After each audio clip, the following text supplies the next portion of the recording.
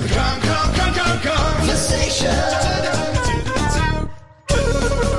Well, I guess it's time to drink my own urine like Bear Grylls. Donald used to love it when I did this in front of him. Hello, and welcome to the Kongversation. I'm Hyle Russell, and with me this week is not a DK Vine staffer. Instead, he heads up his own multinational nostalgia conglomerate. So please give a warm hello, but don't really because you're listening to a podcast and you don't want to be some nutter who talks back to their computer or iPod, to Josh Wallen from Off of the Geek Critique. From Off of the Geek Critique, thank you for having me here. Hyle, sorry, little technical issue here. I'm looking over this run sheet that you gave me, and there's no script on here. Is this not the scripted Donkey Kong audio show that you guys do? Oh, no. We that one is on permanent hiatus. This is actually the freeballing, freewheeling Bob Dylan version of our podcast empire. Oh, okay. It's been a very long time since the Geek Critique has done anything without a script. I don't know how comfortable I am with this. This is a little off-putting to me. Yeah, a little nervous. Don't worry, this show is off-putting to quite a few people. No, seriously, thank you for having me, Hyle. It's great to have you here. So, full disclosure, this is going to be a little bit of a mutual appreciation society here because if any of you follow the Geek Critique on YouTube, and you should, and you will after this, Chad and I appeared on your Donkey Kong series, your Donkey Kong buyout years wrap-up. I believe it was in early autumn of 2016. Yeah, it was in like the middle of September. Yeah, it was right during my big move after I got married. So I basically did it after I came back from my honeymoon. I just moved. It was the week I moved, I believe. I had everything boxed up. I had terrible sound quality on it. I had no webcam. If I redid it now, it would look a lot more professional. So I very much lament the timing of it. But we did appear on your YouTube channel, and we had been wanting to get you on the conversation for quite some time, but we were waiting for the right moment. And you brought it up to me a couple months ago, I think at this point, that, hey, you knew I wasn't going to get a Nintendo Switch when it came out, and you knew you were going to get a Nintendo Switch. No, there's no Donkey Kong game on it. Right. So how are we going to do a Switch First Impressions episode when you're the only person on staff, well, not on DK Vine staff, but you're the only person in our orbit who seems to actually have a Switch? And it was like, okay, yeah, that would be a good time to have you on. So welcome. I'm glad you're finally here.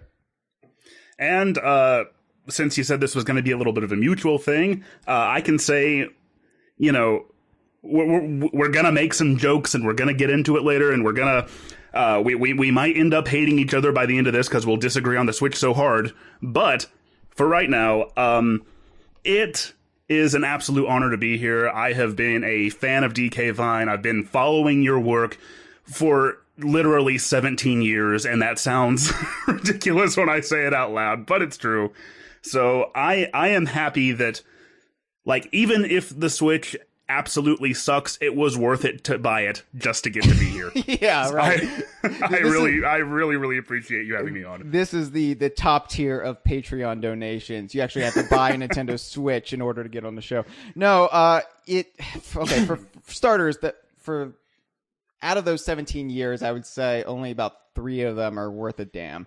But no, I even forget how I stumbled on the Geek Critique, and it was one of those things where I can't remember if it was because you were on DK Vine or if I found it independently and then realized you were on DK Vine.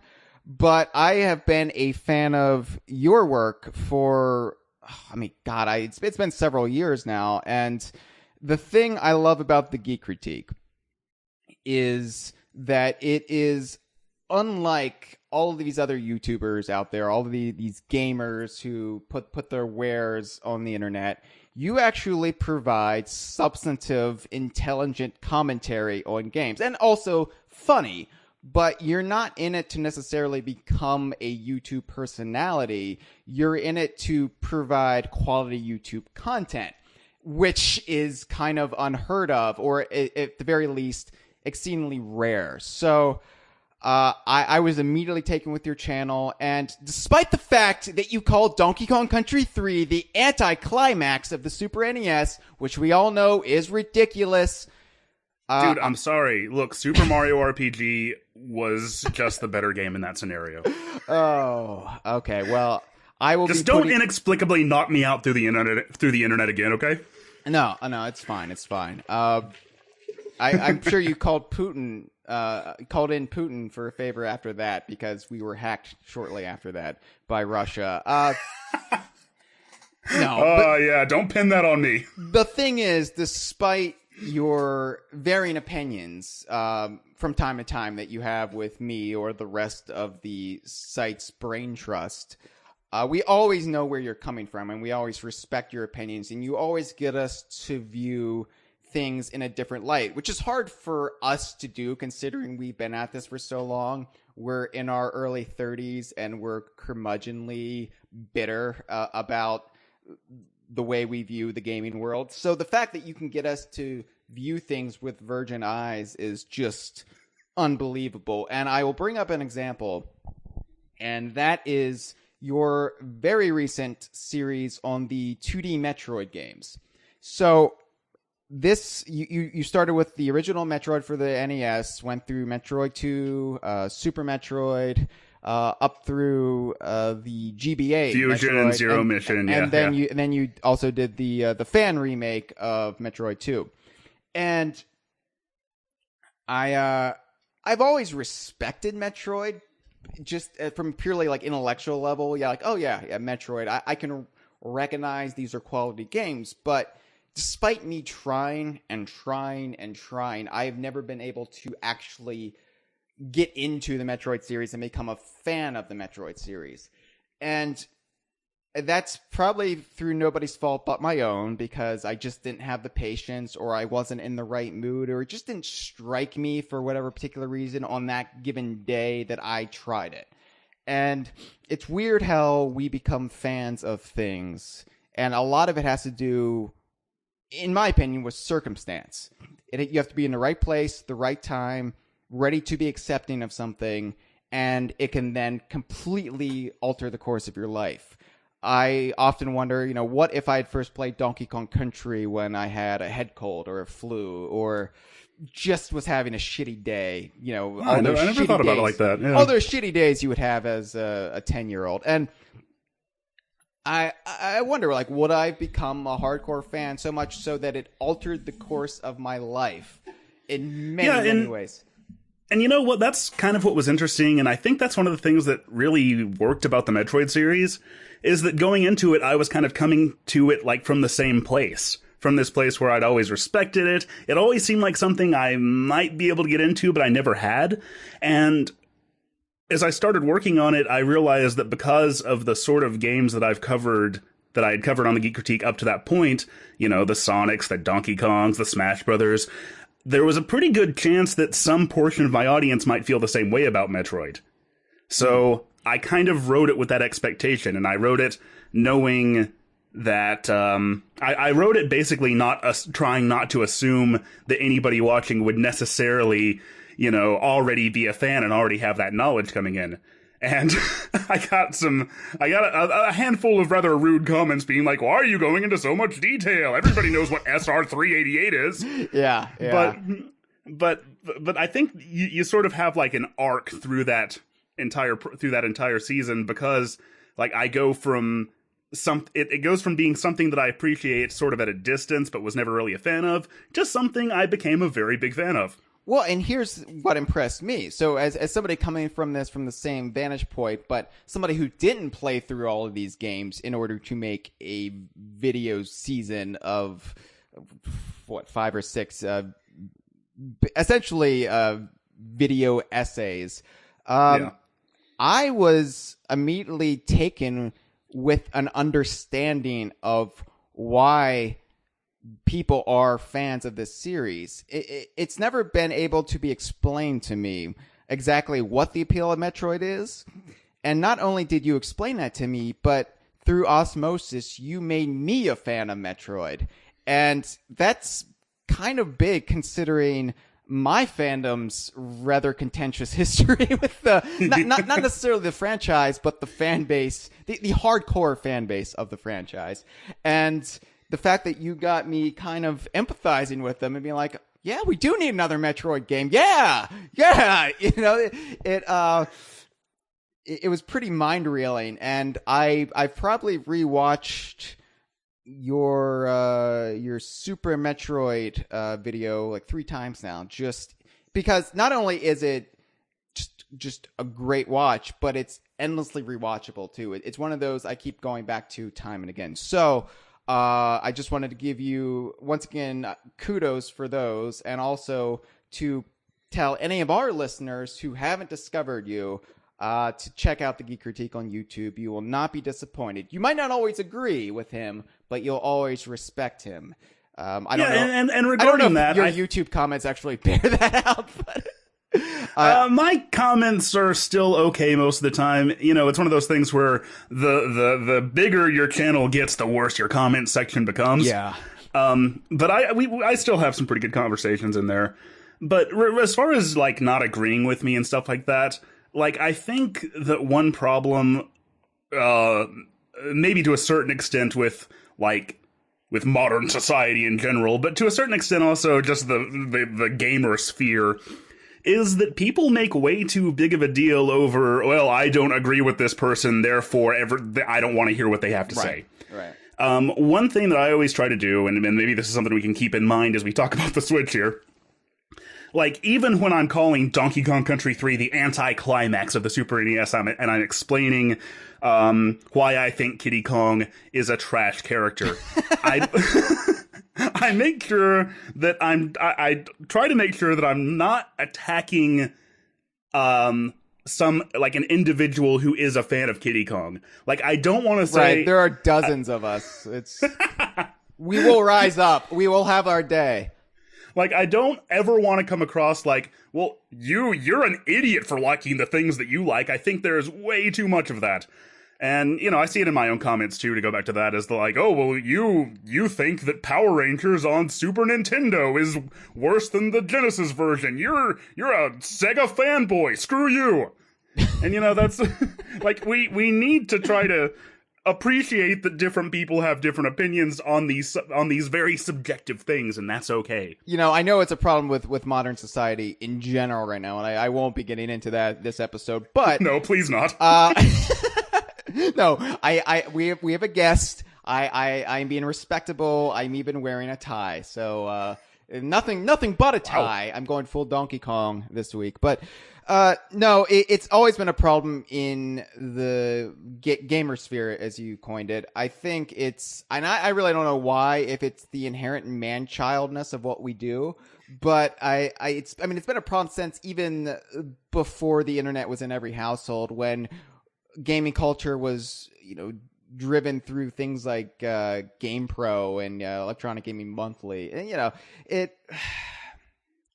it's always kind of had this schoolyard mentality to it. And well, I think that was pushed really, especially in the 90s. It still is to a certain extent now, but in the 90s especially, that was pushed by the companies themselves, you know? Definitely Sega with their advertising campaign. As a Nintendo kid who, you know, because you usually, I mean, most kids, unless your parents were super rich, you had to choose one or the other. And because I was an NES kid, that was, you know, the thing that really made me a quote unquote gamer, although we'll get into how I'm very much not a conventional gamer.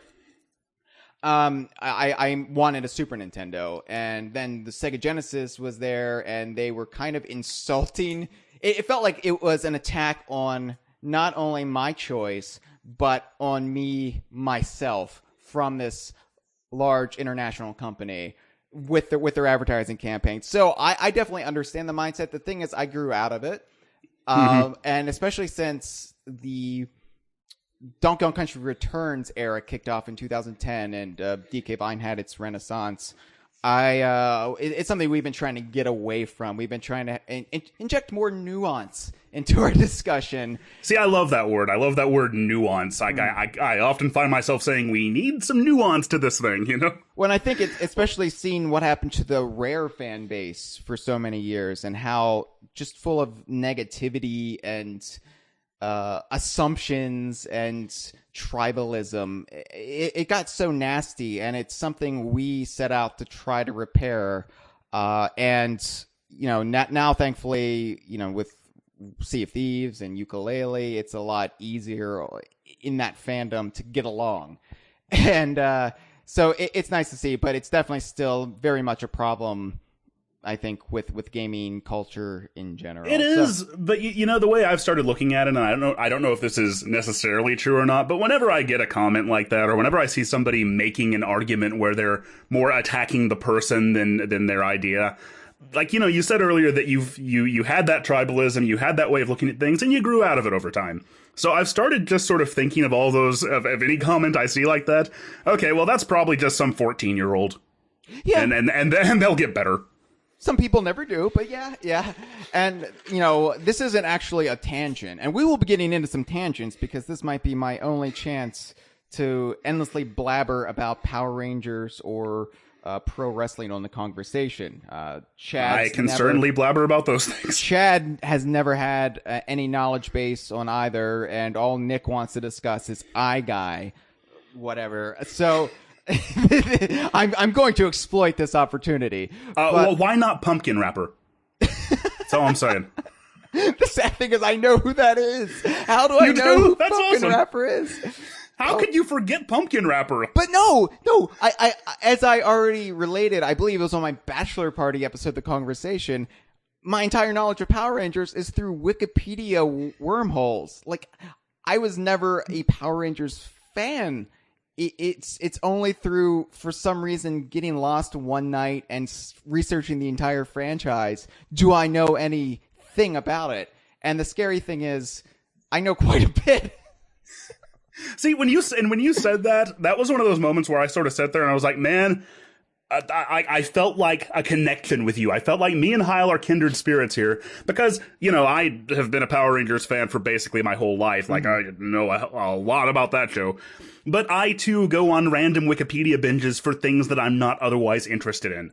Well, and that's the beauty of our modern society. You know, we can talk all we want about how, the internet has only increased this tribalism, but it's also given us any knowledge we could ever desire at our fingertips. And so I kind of exploit that especially for pop culture things I would not necessarily have an interest in, but I still want to be kind of kept abreast of, because I don't ever want to be that old out of touch grandpa who doesn't know what the kids today are into. And I'm already feeling that because there's only so much you can keep up with, but that's why I like Wikipedia binging. And as somebody who, well, yeah, man. I mean, all the kids are super into Power Rangers nowadays. Well, I mean, they might be with this new movie and all. Yeah, I'm gonna go see that tomorrow. Oh, is it? Oh, I didn't even realize it was opening tomorrow. Okay. I think the official U.S. release date is day after tomorrow, but for some reason, no, it's going to be out tomorrow. We're recording this on Wednesday, March 22nd, by the way. So I don't want to hear any nasty comments in the YouTube section about how, well, actually, it opened 2 days ago. This episode will get up when I get it up. If you get something wrong, everybody on YouTube will tell you about it. Yeah. So anyway, but no, I think as somebody who has this weird intellectual fascination with franchises and fandom and just the whole concept of continuity and shared universes and anything in that wheelhouse, I will be able to derive a interest in, even if I actually have no interest in it. So that's, and as I already explained, I believe in the past, my first writing gig was writing episode recaps for WCW Monday Nitro. That was a very brief gig, but that is how I know anything about pro wrestling. So, wow, I think I've heard that before, but I don't. Did you ever? Are those like still available anywhere? No. Okay. I believe it was like a GeoCities site, but it was a gig. It was. I was in high school and I was desperate to establish myself as a writer, and that was not the way to do it, but it got me some experience. I learned basic HTML through that. So. Well, I mean, it couldn't have been that hard. You just copy paste it from the last week. It's always at the end of the show, NWO run in. Tony Schiavone says we are out of time. Tape machines are rolling, fans. Yeah, stay tuned for Robin Hood. There you go. Anyway, so I'm excited. I'm excited because two things I know a weird amount of detail about that I never really get to reference. Anyway, I bring that up because our tangent about tribalism and kind of gaming culture will actually come into play as we discuss the Switch, because I think it's kind of hard to get hard and fast critical evaluations of things like new gaming consoles because you have so much of that. And that's why I want to have somebody of your pedigree on the show to really help. Oh, my pedigree, wrestling reference. I get it. Oh, yeah, there we go. So anyway, enough of that. Now, Josh, as you know, because you listened to the show, you've read DK Vined, I am not a well-rounded gamer. In fact, up until recently, I would not even classify myself as a gamer. It's only until I've really accepted who I am that I say, okay, I'm a gamer with an asterisk. Because I'm a ridiculous human being with very narrow interest and taste. And you have a much wider breadth of knowledge. So, well, when it comes to gaming, maybe. When it comes to yes. I mean, video games, pro wrestling, Power Rangers, if you get me out, I know a lot about the things I'm interested in, but when you get me outside of those spheres, like every time that you and Chad especially would go off on these tangents about Lost or about television shows or about late night television, I just have to sit back and be like, well, I'm not going to be able to follow this, but it's entertaining. Yeah, right. It's funny how I'm able to... Like, I feel like I have narrow interests, you know what I mean? Yeah, it's funny how I am able to strike up different connections with different co-hosts. It's like, okay, what's our common interest? All right, let's reference that incessantly. Let's just alienate anybody who doesn't have any knowledge about this. But no, as far as gaming goes, you definitely, I mean, hell, you're a Sonic the Hedgehog, a diehard. You probably are. Don't say that so loud. I don't want them to hear. No. But as far as much as I am with Donkey Kong and Rare, you are to the Sonic the Hedgehog franchise. So that alone, because I was never a Sega kid, I only played Friends Genesis, and it wasn't something that I, even really necessarily wanted to own. I went through this period. I was like, oh, I guess I want a Genesis, and then I just never got around to getting one. And because there were too many games for the Super NES that were coming out that I wanted instead, and my allowance only went so far. Sure. But so the fact alone that you have a healthy knowledge of both Sega and Nintendo and the PlayStation and so on and so on, you've already outclassed me because for whatever reason, I just never grew into being somebody who is your stereotypical gamer. And I'm not saying you're a stereotypical gamer, but you definitely can hang with them better than I can. And I'm not going to purchase a Nintendo Switch for a while because I'm weird. As you already referenced, there's not a Donkey Kong game announced for it yet. Now, granted, we don't know the extent of what Super Mario Odyssey's connections are going to be, so that might be what tips the scales. But I'm so weird that Breath of the Wild somehow doesn't qualify as a must-own game for me, at least not immediately. That's the kind of ridiculous gamer I am. And I rarely go in on launch anymore. Whenever a system comes out, I usually bide my time. I know the last time I did it with a Nintendo console was the GameCube.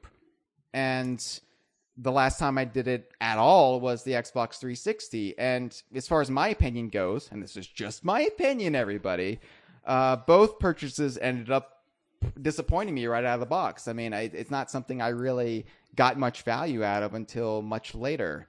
Especially in the case of the original Xbox 360, because I had one, and it red ringed on me, and I got another one, and it red ringed on me, and then I got the improved model near the end of its lifespan, and it still holds up today. But I should. Well, we might bring it back to the Xbox 360 Red Ring of Death here in a little while. Oh, okay, all right. Because I've got a analogy to make there. Fantastic. I basically buy my time. I didn't get a Wii. I didn't get a fucking Wii, which is like the system that everybody's grandparents had. My grandparents and my parents both had a Wii before I had a Wii. I didn't get a Wii until 2010, and when you can guess why I got a Wii. But that's the kind of person. Zach and Wiki, right? Right. So anyway, I don't know when I'm getting a Switch. I will get a Switch when I have that very narrow reason to get a Switch, and then I'll go back and I'll get Breath of the Wild, and I'll get all these other games that I should be getting if I were a gamer worth his salt. I'm aware of that, and I've embraced who I am, and I know that's off-putting to a lot of people, but I'm okay with who I am. Years of therapy has allowed me to love me. So, well, that's very good. I'm proud of you. Yeah. I know. I know. I always frustrate Chad with how I'm hardwired, but I don't really care. It's like, you know what? At a certain point, I'm 33 years old, the Jesus age, and I'm not going to age into being a more well-rounded gamer. I've dialed back the tribalism, and I think that's as much as I'm going to endure. Well, you keep saying that you're not a well-rounded gamer. You keep sort of making these sort of self-deprecating remarks about your gaming preferences. Look, I don't have any Fallout on my shelf. I don't have any Assassin's Creed. I don't have any Gears of War. That's the thing. Neither do I. I don't like any of those three series, but I think this, to sort of get back to what we were talking about earlier, this whole idea that in order to be a quote-unquote real gamer, you must play this and this and this, and you must enjoy these things, and you must absolutely despise any sort of motion control regardless of, of the context. I think a lot of that sort of feeds back into that whole tribalism, into that whole thing of like, well, you're not a real gamer, you need to, how dare you disgrace the holy video game hobby like that. Yeah, it's funny because I know like the internet really became mainstream right around the time of the Rare buyout. And I mean, granted, the late 90s, it was, but it wasn't really, high speed, internet wasn't really available until the early aughts for large swaths of the US and the rest of the industrialized world. And so viewing it from my fandom perspective, because the internet came into prominence when it did, a lot of things were crystallized, no pun intended, about like Rare and the buyout and how certain games post buyout weren't worth anything and the Rare's glory days were behind them, et cetera, et cetera, et cetera. And it always strikes me as a lot of these like common held wisdoms only existed because that's how gaming culture framed it at the time, where gaming culture was able to reach everybody's living rooms. And that just from my fandom's perspective, but you see it with a lot of other things. And so that's why I'm always kind of walking on eggshells, especially knowing that every conversation is somebody's first conversation. And so I want to be clear, like, yeah, I'm not somebody who is really well-rounded in what gaming culture and media expects of you. As somebody who's been to E3 twice now, I always feel like an odd man out at E3 even. And even though I'm technically among my people, it's very much, yeah, I don't really fit in here, do I? So yeah, I do know what you mean, though. Like, I remember going back to when I was like very, very young and I was just getting into gaming. Like, I would flip through like gaming magazines, and I would just look for like stuff about Sonic, stuff about Mario, stuff about Donkey Kong, right? And all this other stuff that they taught, like the sports games and the RPGs, the stuff that I didn't know about didn't interest me, and that's still sort of the case. The thing is, I would read about that stuff, especially, and that's kind of one thing I almost regret, paradoxically enough, about the internet is you didn't have these very limited dollops of information given to you every month. You know, you have everything at your fingertips, but because of that, I more selectively choose, as far as gaming goes, what I'm into. Whereas before, when I would get a, say, Nintendo Power in my hand, I would read the whole thing front to back, even if I had no interest in 60 to 70% of the magazine. I would read through. Yeah, you know, it is funny to think that in 1996, I went on AOL keyword Nintendo and I found out there's a new Donkey Kong game coming out soon, but I had no idea what Kiddy Kong looked like until Nintendo Power. It's funny to think that like there were just no images. Yeah, and it's funny. I went on it wasn't a camping trip. It was my wife's family had I guess they're my family now too. It's weird to think about. Had a family get together in a cabin in the mountains the other week, and there was no internet connection, and my phone had no service, so I was completely off the grid for about 36 hours, which was, as much as somebody who loves nature, it was an experience I was kind of not anticipating how just disconnected from everything I felt and how twitchy I got after a while. Not being able to pull up the most basic facts. I was drinking sparkling water, seltzer water, carbonated water, whatever, and I was wondering, what is the process for carbonation? And I went to look it up on my phone. I was like, oh, right, I have no service. But anyway, I brought the PlayStation official magazine hyphen UK, terrible name for a magazine, but I brought that along with me because it's a ukulele cover story. And so I had this experience that I haven't had since probably 1998 of not being online and having to get all of my accumulated knowledge about the gaming world from roughly 120 pages of a magazine. And it was just surreal. And so I was reading articles I would never read otherwise because I had nothing else to derive pop culture entertainment from. So yeah, you know, that's kind of fun. Like you said earlier, you know, would you have been a Donkey Kong fan, or would you have been a fan of something else if you'd played it on a different day, or if things had gone a different way? So, you know, you say, well, you know, we're not Assassin's Creed, Gears of War fans, but is it possible that part of that is just the fact that whenever we see something online about those properties, we don't read it, we don't engage with it? Right. If I were 10 years younger, and let's say that the internet wasn't a thing, would I be a fan of those games, or would I at least have a extensive knowledge about those games? I don't know. That's probably, honestly. So anyway, yeah. But yeah, you do have your own specific taste. You are not a conventional gamer, but you can pass better than I can. I guess is the roundabout way of what I'm getting at. So, but because you also bring that nuance to the table, that's one thing I'm excited about as far as the Switch. So let's just get to the Switch, okay? And we can inject Power Rangers discussion into this as need be. So awesome. I can't seem to cut through the noise when it comes to the Nintendo Switch, because there seems to be nothing but hyperbole on both sides of the debate. You've got the hardcore Nintendo loyalists and those who desperately want to believe again in the magic of Nintendo, singing its praises, and then you've got just the bitter cynics who are going to trash it no matter what on the other side.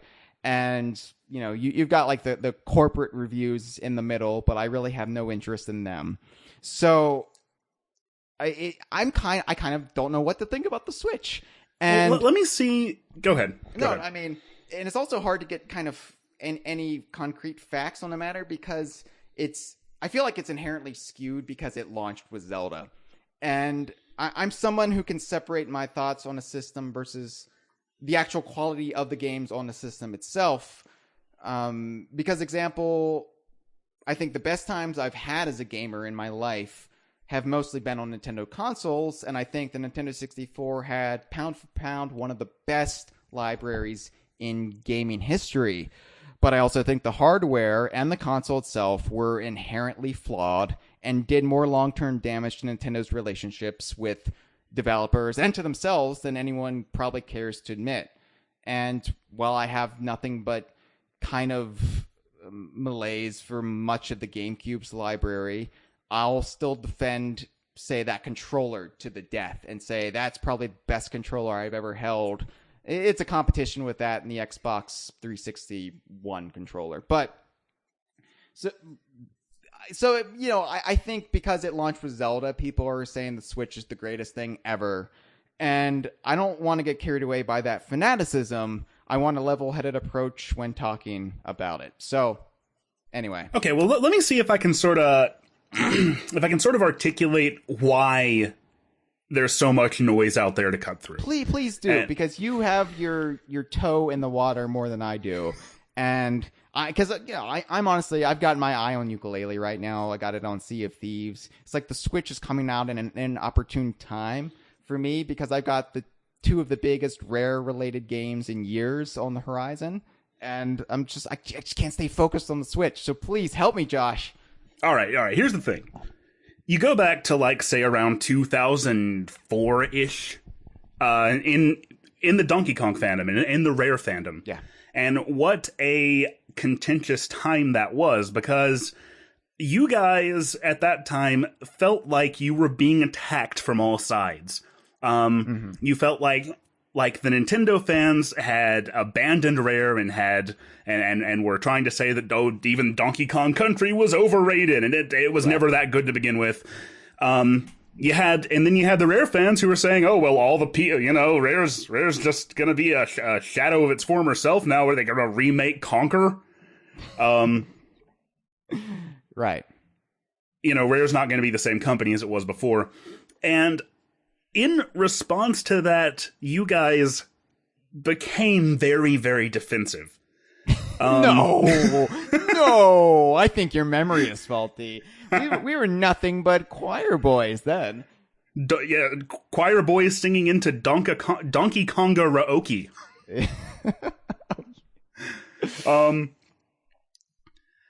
And I think that's where a lot of Nintendo fans are. Yeah. I said earlier that, like, Nintendo, that being a gamer doesn't necessarily mean you have to play this, and this. But Nintendo in particular has spent a long time now building a fan base that's sort of outside the traditional, PlayStation and Xbox demographic. Like a couple years ago, and this may be sort of a good point for all this. A couple years ago, somebody found out that I did that I was starting up a gaming channel on YouTube. Somebody at my college. And this guy asked me, okay, so are you a Sony guy or a Microsoft guy? Like, never even considering the possibility that I could be anything else. Or that you could be both even, Or that you could be both, yeah. And I just had to be like, well, I mean, more than anything, I'm a Nintendo guy. But cue laugh track, yeah. Yeah. But that's sort of the point that I think a lot of Nintendo fans are coming from. No, absolutely. They're so used to having to be on the defensive about Nintendo, especially coming off the critical and commercial flop of the Wii U, that they feel like any sort of criticism or any sort of derision toward the Switch or toward the company is an attack on them personally. Because Nintendo fans, perhaps more than any other gaming fan base, takes this stuff personally. Because and I think that comes from the fact that most of them grew up with it. And the things that you have nostalgia for are always going to, like I can say all day that, I don't, people are entitled to have whatever opinion they want to have, and I'll be happy to hear it. But at the same time, it does kind of cut to me personally, and I do have to kind of, like, be aware of that about myself when somebody says, like, well, the classic Sonic games, those were never good. Sonic was never good to begin with. And I have to make sure that I'm not taking that personally. Yeah, and it's something we had to kind of... I mentioned growing out of it, but I also think just also kind of accepting that we're outliers, embracing it even, and being okay with it. And, okay, well, yeah, gaming mainstream gaming culture is never going to say accept what DK Vine preaches. Well, that's fine, but we'll be off in our own corner. And anybody who wants to can come play with us, and we'll have a great time. It doesn't really matter. And it took us a long time to get from our perspective in 2004 to our perspective today. And even now, occasionally that old mentality will kind of rise up in my head, and I'll get super defensive, and I kind of have to talk myself down from the bully pulpit before I make an ass out of myself. And I definitely empathize and sympathize with the Nintendo loyalists. And honestly, just analyzing myself here, had the Rare buyout never happened, would I be one of those Nintendo loyalists? If Rare was still with Nintendo today, they were shackled together, like Chain Kong from your climax at the Super Nintendo, would I be one of them who would be so desperate for the Switch to be not only a critical commercial success, but to be right there alongside Sony and Microsoft? I honestly don't know. And I think the buyout and me having to go out and get an Xbox and my fandom becoming bifurcated was what led me to have a more well-rounded perspective on this shit. And... Hyle, the Geek Critique will not associate with such strong language. I'm sorry. Well, I will edit it out then. I promise. I'm kidding. Scouts. Oh, okay. Good, because I don't have the fucking time. I don't have the fucking time these days, Josh, to go back and edit out every little inappropriate bit in our ridiculous podcast. But yeah, so I definitely sympathize with them because I could be one of them. And honestly, I was one of them just from a different vantage point. Your analogy is spot on. And I saw it firsthand with what happened when Tropical Freeze was announced in 2013. And not only did you have the hardcore Metroid fans who were upset that Retro wasn't making a new Prime game, but you also had just general Nintendo loyalists who were very kind of, I don't know if bitter is the right word, but there was definitely this agitation that, oh god, Nintendo's making another cartoony 2D platformer.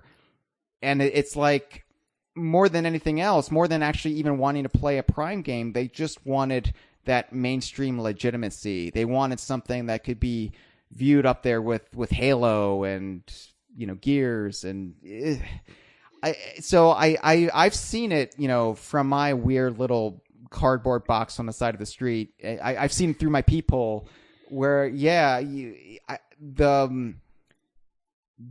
kind of need to be validated that's existed with the loyalist. And I know I'm painting with a pretty broad brush here, but I think that you're. So we're talking about the broad Nintendo fan base. Yeah. There are the people who grew up with Nintendo and just want Nintendo to succeed, but they still have a PlayStation or they still have an Xbox, or they couldn't care less. I mean, people come in all different stripes, but if we are casting this net, let's just cast it. Yeah. But I think that sort of feeds into their certain Nintendo fans' reaction. Like, we can understand it, but we're not saying we're excusing it. I think about I was on the PlayStation 4 subreddit a while back, and somebody was asking, okay, here's my preferences, here's the games I like, do you think I should get a PS4 based on this? And people in that subreddit were actually telling him, these what should be the hardest of the hardcore Sony fans were saying, no, you probably shouldn't. You probably should hold off and just maybe wait for a price to drop. You don't sound like you really need a PS4 right now. Yeah. Compare that to Nintendo fans who would never, ever, I feel like they wouldn't harbor the thought that anybody could possibly not want a Nintendo console. It's so weird for me to be at this point. If my past self from 20 years ago could hear me talking now, I wouldn't want anything to do with my future self because I was a Nintendo kid. I still think of myself as a Nintendo kid, but somewhere along the way, I just became kind of out of sync with the Nintendo fan base culture. and it's something I've lamented with my DK Vine buddies. I think Cameron Regal, has made the point in the past that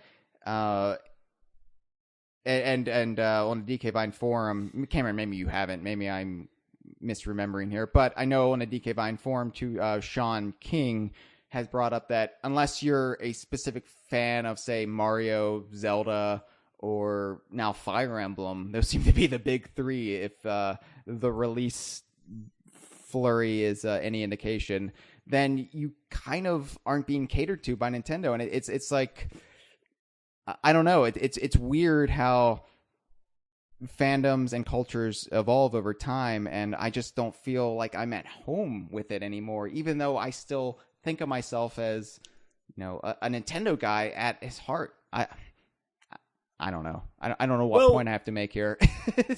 Well, I think I've sort of thought about this in terms of my own Nintendo fandom and in terms of DK Vine. There is a very specific, I guess, archetype of Nintendo fan who kind of came on board in the early to mid 90s. Like that was the primary means through which they discovered Nintendo. Play it loud, baby. Play it loud, exactly. I think what the company was before that, during the NES era, is in some ways, what it is now resembles the NES era more than it does the Play It Loud era. Yeah. Does that make sense? It totally makes sense, and that would explain why it feels like they cater to NES nostalgia and post-N64 nostalgia, but very rarely that early to late 90s nostalgia. Because this is the same gap that the original Donkey Kong Country trilogy falls into, because the Rare era, when you look at the N64 library, almost half of the must-play games on that console were from Rare, which is now owned by the quote-unquote competition. So, yeah. Yeah. But we should probably talk about the Switch, I guess. Oh, no, this is all good discussion, because it kind of reveals where our mindset is when critically evaluating the Switch. And I'm not somebody who can critically evaluate the Switch, so I'm coming to you and I'm like, help me determine what to think about the Switch, or at the very least, if I should invest in a Switch earlier than I had thought, which is right now to be determined, TBD. There you go. So, I want to talk about its Pro controllers and Joy Cons. So, see what I did there? You see what I did there? Oh, Matt, wait, no. Oh. What did you do? I don't see. Okay, because when somebody talks about the pros and the cons, right, and then Nintendo has two different controllers now that both utilize those words. And so I was referencing the controllers while also bringing up the positives and the negative. Okay, you know what? Good one, Hyle. Good one. Let's just go right into it then. All right. I think the easiest access point for somebody who doesn't have a Switch like me is to talk about the controller, because that's something I can wrap my head around at the very least. The feeling of picking up an alien controller and figuring out what to do with it. It's a good controller. You'll just instinctively know what to do, and you won't even have to put any muscle memory build up into it. You just know. And that's why I said it's like the GameCube controller. The GameCube controller. I think that's where you were just about to go. The N64 controller is a fucking piece of shit. And as somebody who loves the N64 library and has probably used the N64 controller more than any other controller in his lifetime, I've gone back to it a couple times since that era, and I can't wrap my head around how I ever held it. It's abysmal. And then the GameCube controller, there's very little games I'm that interested in replaying on the GameCube, but my God, I love that controller so much. Oh, man, I know. I remember that time because, you look at it in magazines and you're like, what is this? Why does it look so strange? And then the first time I went to a demo unit and I wrapped my hands around the GameCube controller, it's like, oh yeah, okay. This is perfect. Yeah, I remember because I think the game I got with the GameCube was Star Wars. Was it Rogue Squadron, or it was in that series? It was the X-wing, whatever. The one that people played before Melee came out a few weeks later. Right. I had that in Luigi's Mansion, and I didn't play much of Luigi's Mansion, but I played the hell out of that Star Wars game. And I just picked it up, and I knew what to do. And I didn't even think about it at the time, like, this is a great controller. It was just... And it wasn't until I went back, it might have even been years later, I think, that I realized... Wow, I love the GameCube controller. I think it was Melee though, where I really just started noticing how efficient it was. And the 361 and /1 controller, that's stellar. I completely agree with that. Yeah. That has become the gold standard. I've never liked the PlayStation controller. Dude, neither have I, and people give me so much shit for that. Well, for one thing, I'm sorry, but buttons should be properly labeled. You can't label them with shapes. I'm sorry.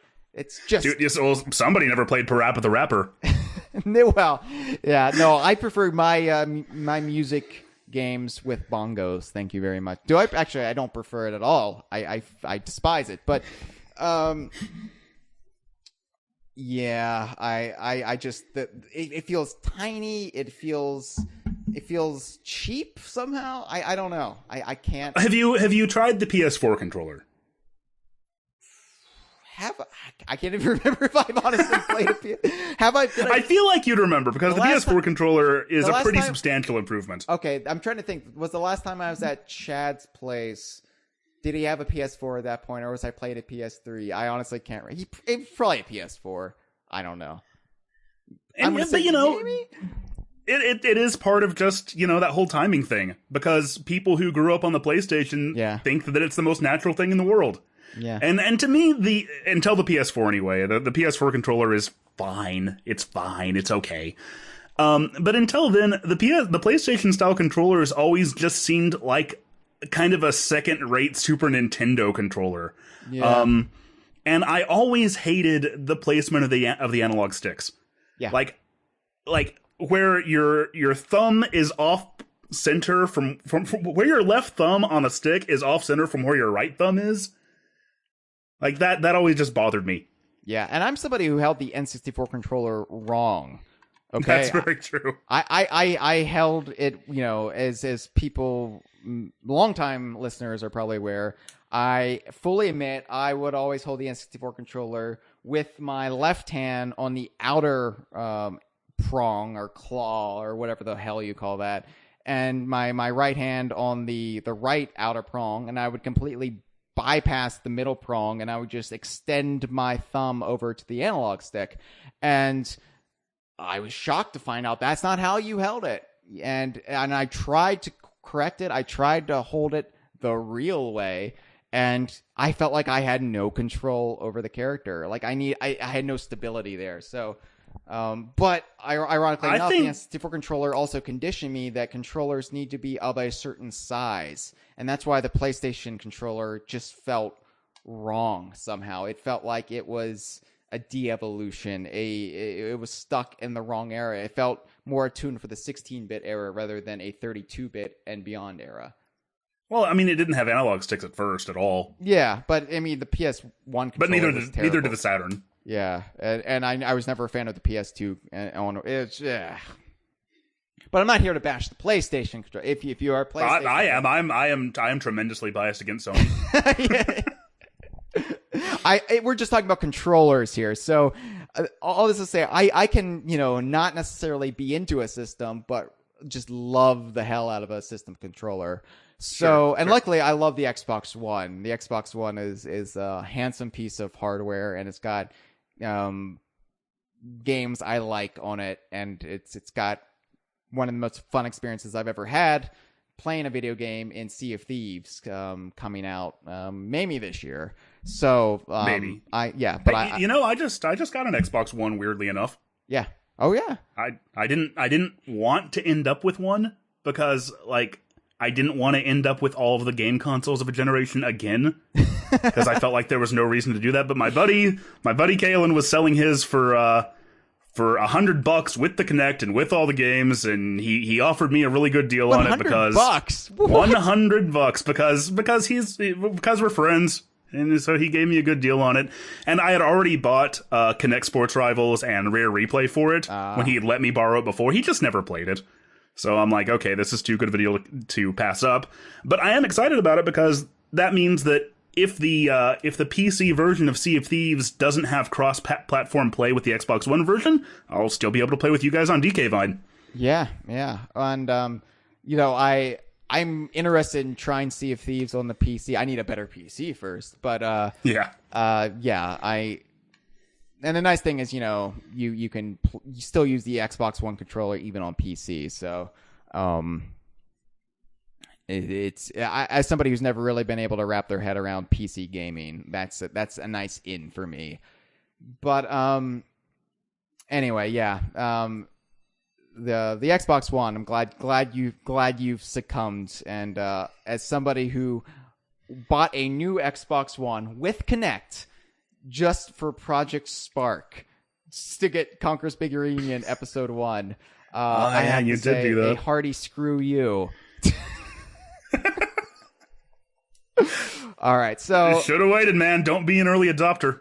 Yeah. I mean, I wasn't an early adopter though. I did wait, for the Xbox One relatively until there was a DKU game on it. Yeah, and so something I was technically Kinect Sports Rivals became DKU via DLC, but oh, that's true. Yeah, I was still in a. But no, I'm not criticizing you at all for that. If there was an exclusive Sonic game for a system, I bought an Xbox 360 for Sonic the Hedgehog 2006, even though I knew how god awful it was. Yeah. So yeah, that's the thing. Like, had things like gone differently, and the game, I didn't get a GameCube on launch, and I got it because I needed to ask for a birthday gift, and it was my senior year, so I could ask for something a little bit more expensive. So I asked for the GameCube, and but had things gone differently, and I had to get a GameCube when the big Donkey Kong game came out, I would have probably gotten it for Donkey Konga. Let's be honest. So yeah, we're in the same boat there, my friend. But I want to talk about the Joy-Con and the Pro Controller. So I've never held either the Joy-Con or the Switch Pro Controller in my hand. So before we begin, we've got to address the issue that a lot of people are talking about, and that's the desyncing issues with the left Joy-Con controllers. And a little bit of breaking news today, because Nintendo has finally addressed the issue. And this is what I'm quoting verbatim from what they said to Kotaku. All right, so there is no design issue with the Joy-Con controllers, and no widespread proactive repair or replacement effort is underway.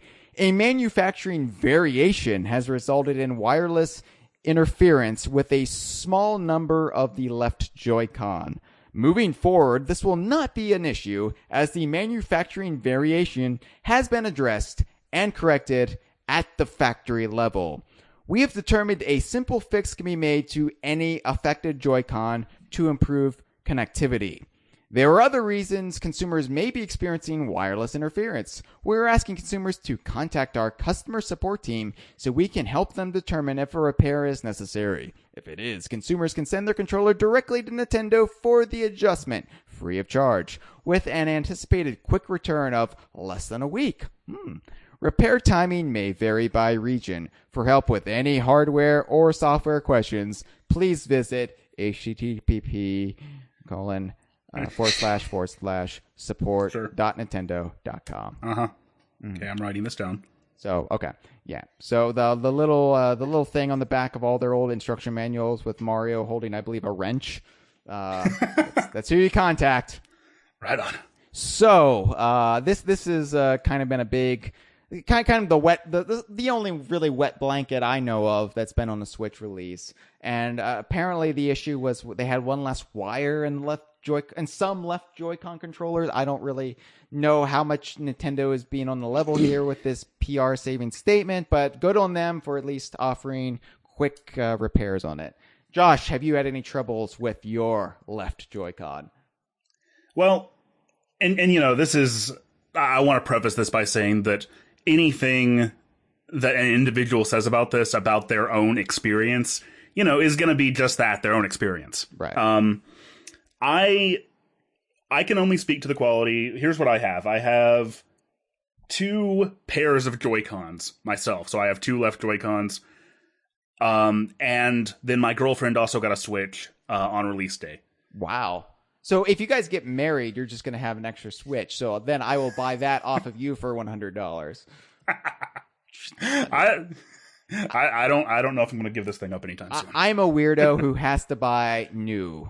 I cannot buy used. GameStop is pretty much like, let's say 80% irrelevant to me because I am not a gamer who, and by the way, this was a great point you brought up to me on the DK Vine forum after our DLC issue several weeks back, because one thing that I am not attuned to as far as broader gaming culture is the culture of buying a game, beating it, and trading it at GameStop. I don't do that. I hold on to my games like the treasured works of art I view them as.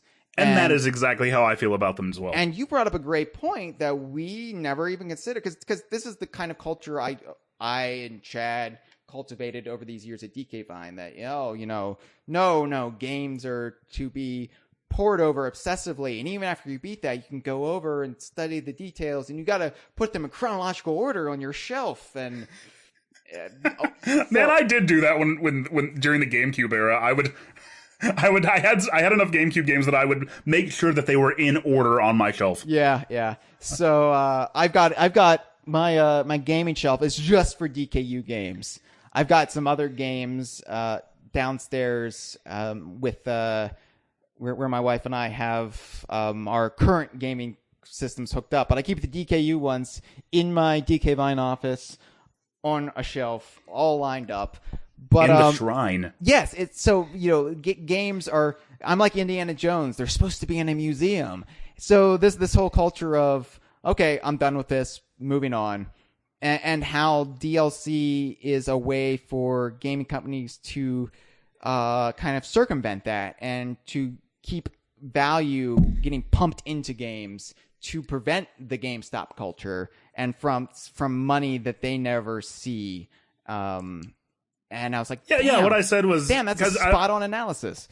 Yeah, because in that episode, like, you said something to something like, wouldn't it be better? Wouldn't it be a better feeling if you've had this game for a few months and you've played it, and then you find out, oh, there's this new stuff coming to it, and that would be really cool. But how many people would have already sold it back to GameStop or gotten rid of it by that point? Right. And that's the problem that Nintendo was trying to mitigate by announcing the Zelda DLC.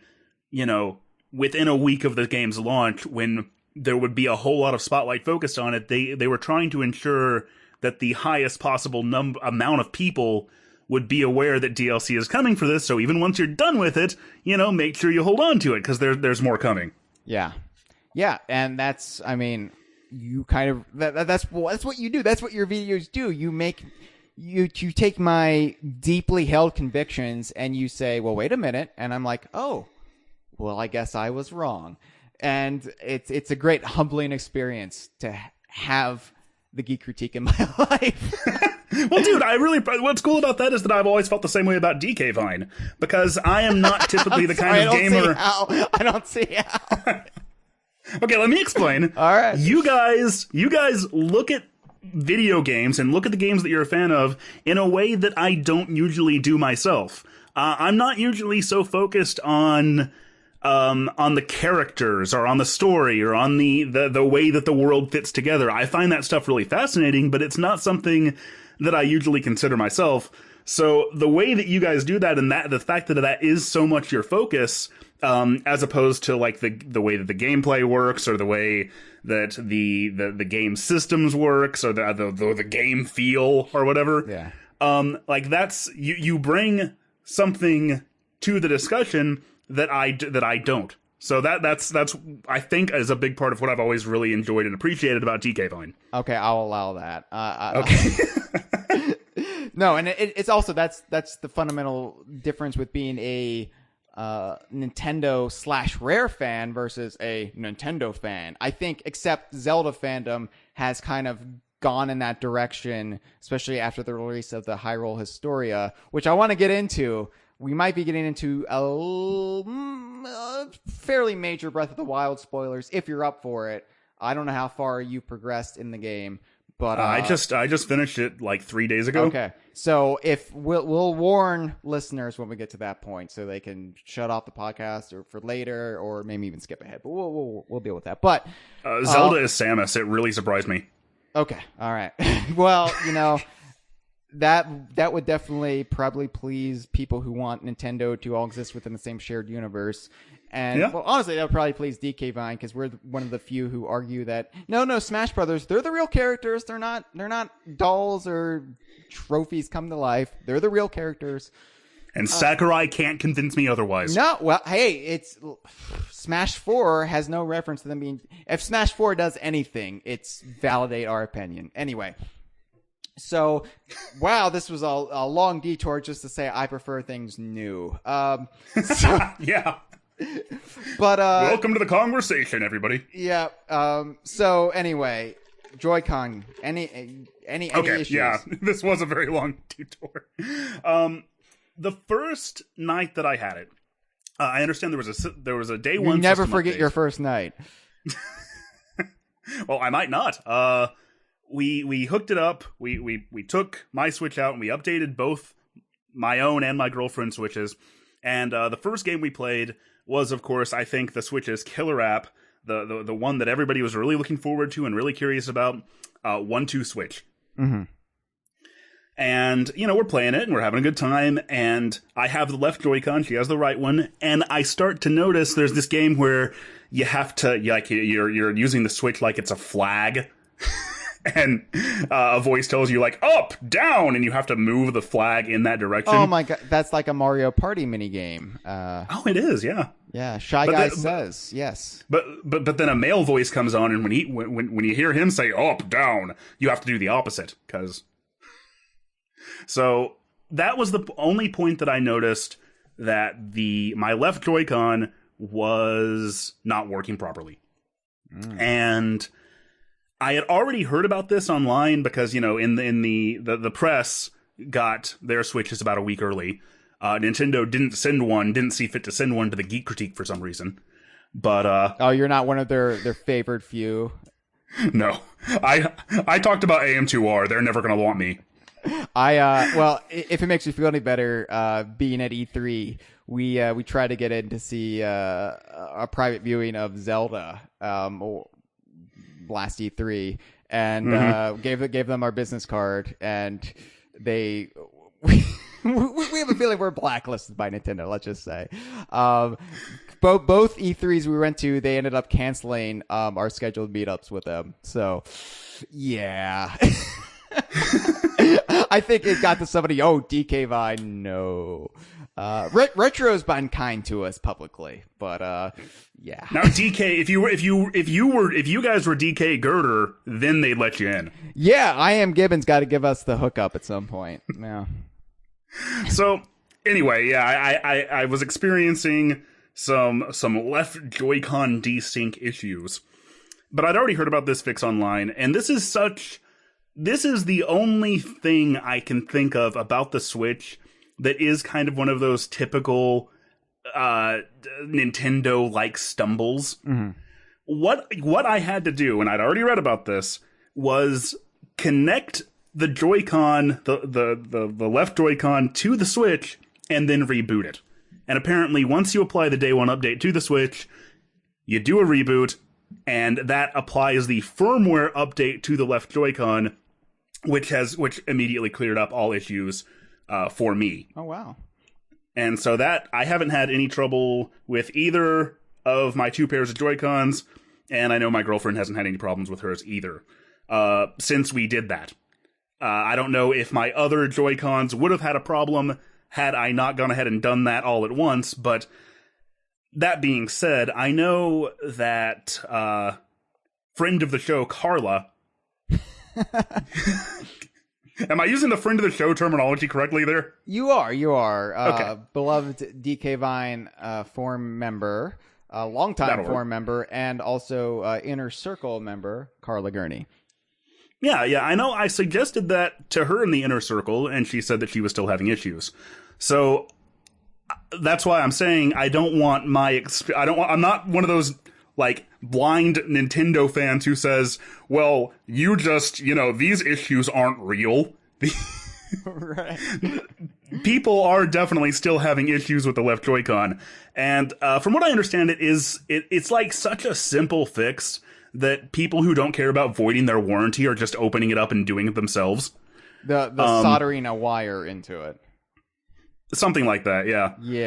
Yeah. I would be too nervous to even tamper with that, because I'm not somebody who modifies their stuff. Like, I'm always too like I don't have enough faith in myself. Honestly, I will fuck it up in some capacity. So, but it is nice that Nintendo's doing a quick return of less than a week on the repair. Yeah. But I do remember about 10 years ago, I had an issue with my DS Lite, and Nintendo support at the time, what they would do, this was pretty cool, they'd take down your credit card information, just in case, and then they would just go ahead and send you, they just sent me a fixed Nintendo DS. They just sent me a replacement DS, along with a box to send my broken one back to them. Oh. So that way, that way you wouldn't lose out on any time with the system whatsoever. Yeah. No, so it's a little unfortunate that they don't seem to be doing that anymore, but at least they're promising less than a week, so that's still pretty impressive. It's not like, I mean, back in the old days, it would take 4 to 6 weeks to get something back from a cereal box top. So, and that sort of leads into this. I know there was a video that made the rounds about right around the Switch's launch that was all about all the problems that people were having with the Switch. I don't know how widespread the left Joy-Con issue is, but I don't believe that any problems, that any hardware defects with the Switch are anywhere near on the level of what the Xbox 360 Red Ring of Death was. Yeah. I think it's very easy to look at a video like that and to look at and like I said, Nintendo fans are very defensive, and anti-Nintendo fans are prone to coming after them. I think it's easy to look at something like that and go, well, Nintendo just, made a broken console, but I haven't had any problems whatsoever with mine, and I don't think it's a widespread issue. At the very least, it seems like you will know pretty early on if it is an issue with you. It's not going to be like a Red Ring of Death where it can creep up on you a year, 2 years, 3 years. Yeah, because the Red Ring of Death was caused by basically an oversight of the manufacturing process, wherein over time the systems, something was wrong with the heatsink where it would end up melting the video card, the video, I think. Yeah, something overheated and melted over time, and it was almost a guarantee that eventually every single Xbox 360 manufactured in that way would get that problem. Is it any wonder that's the last time I went in on a day one launch? Oh my god! And it's for a window of time, I was so anti-Microsoft because of my experiences with the 360 and the Xbox One. Well, they fixed the 360 in a new model, and then the Xbox One is just such a sexy piece of hardware that I'm. It feels nice to be able to be a fanboy for that. Dude, you have the original model Xbox One, right? Yeah. I mean, it was with a Connect bundle. Yeah. Yeah, no, everybody always says, the Xbox One is so bulky, it looks like an old VCR. And I like that. That's what I love about it, right? No, my wife and we have my parents' old microwave from the 1970s. It still works. It's the size of probably a Buick, and it's got wood paneling on the sides, and it's glorious. And it still works to this day, and I love it. So, yeah, give me big and bulky. Balky's my favorite Perfect Strangers character. So did not follow that whatsoever. Okay. There's an example of it right there. Like that's just that common pop culture knowledge that you'd think everybody would have, and I'm just like, what? I'm sorry. I'll try not to be so ridiculous, and I will get back to discussing the Switch so we can do the dance of Joy-Con. Chad were here, that would have killed. So anyway, okay. So what color did you get? What color did you get, Josh? I don't see color personally, but I hear other people do. So tell me. Well, I got the neon, the Switch that comes with the neon Joy-Cons. Mm-hmm. And then I got for my extra Joy-Cons, they do this thing where when you buy a Switch with neon Joy-Cons, you get a left blue and a right red. Okay. But when you buy the neon Joy-Con separately, you get the opposite colors. So that's what I went with. Gotcha. All right. Well, okay. So besides them working at all and the color, how does it feel? And I guess this is a multi-part question, because how does it feel, when they're separate, and how does it feel when you're taking it on the go? The Switch is so many things. It's hard to really find a train of thought here. So yeah, step by step, how does the controller feel in its many permutations? Okay, well, first step. We discussed the GameCube controller and how the first time you felt that thing, you just got it. Like, it was very ergonomically designed. The buttons were all in the perfect place. It's like muscle memory you don't have to learn. It's just boom, it's right out of the womb. I can say, so first step here would be the very start. And right out of the box, the Joy-Cons did not give me that feeling. Okay. The Joy-Cons are more akin, and I think there's a good reason that they are this way, but Nintendo's video game console controllers always tended to be, ergonomically designed. Mm-hmm. You think about the GameCube and it, but even going back to like the Super Nintendo, how it sort of it contoured to the shape of your hands.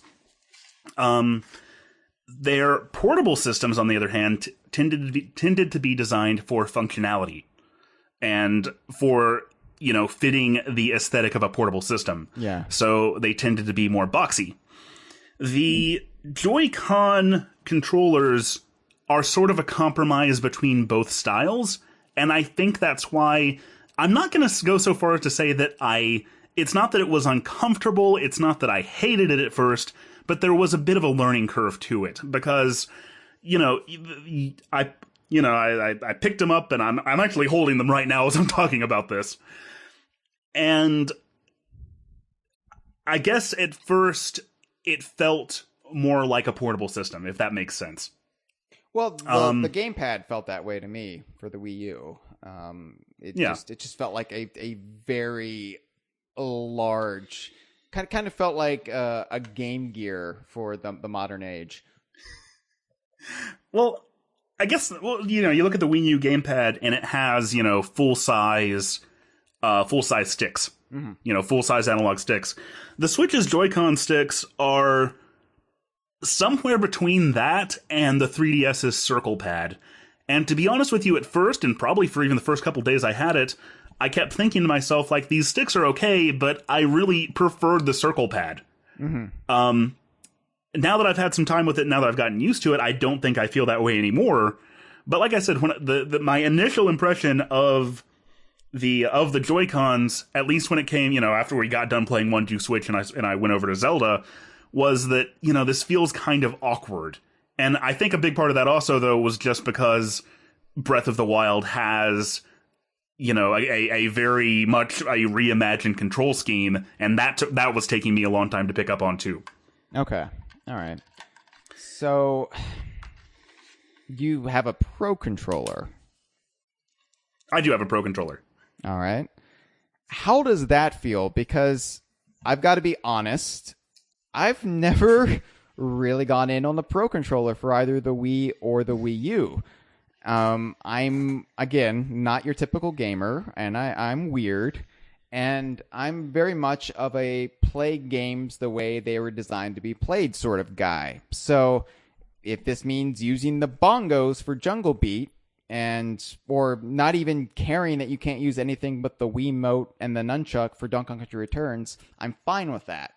I want to have the purest experience possible, and I always felt like the Pro Controller, it was there, but I didn't really need it. And I want to know if I can get out of that mindset and go in on a Pro Controller now that we have a new one, new system, new model. Okay, well, let me sort of set up the Pro Controller in relation to the Joy-Cons. Okay. Over time, in the what's it been, like going on 3 weeks now that I've had the Switch, it probably took me a couple of days before I, really started feeling that natural, before I really had that like muscle memory when it came to the Joy-Cons. Okay. And you asked about the different configurations, so I'll go over those real quick.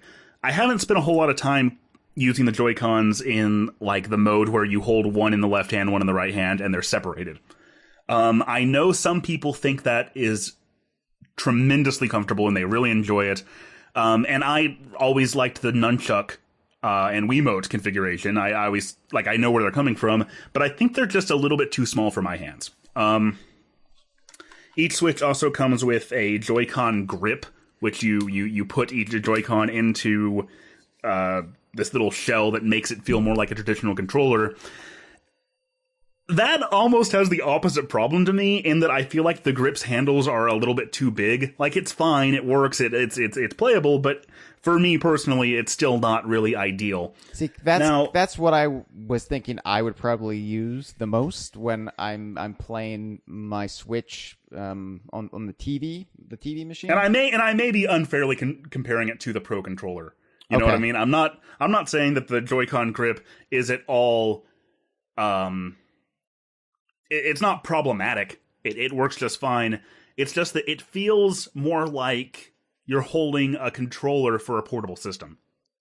And does that make sense? Yeah, but that's not necessarily a deal breaker for me because I'm somebody who, up until a certain point, almost preferred portable gaming to console gaming because it felt like I could do it while multitasking. I could do it on the go, have short little bursts. So I'm somebody who's kind of attuned to portable gaming, especially in the last decade or so, versus console game. I'm only now getting back into console gaming more full time.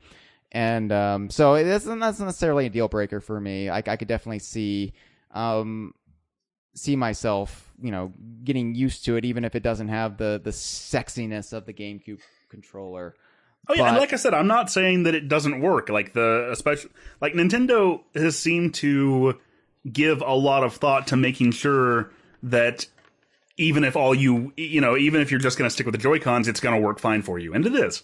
Yeah. Now, granted, I was somebody who was fine with the Wii U gamepad for the longest time, and I've only recently come to the opinion that I hate it, and I hate it so much, and it hurts my hands, and it's so much so that I'm probably going to get a Pro Controller to play Tropical Freeze because I'm broken. The gamepad, after several years with it has finally broken me.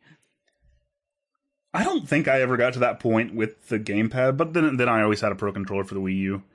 Anyway, the Joy-Cons, when docked to the system, and when you're playing it in handheld mode, that feels like their natural configuration. That feels like, to me anyway,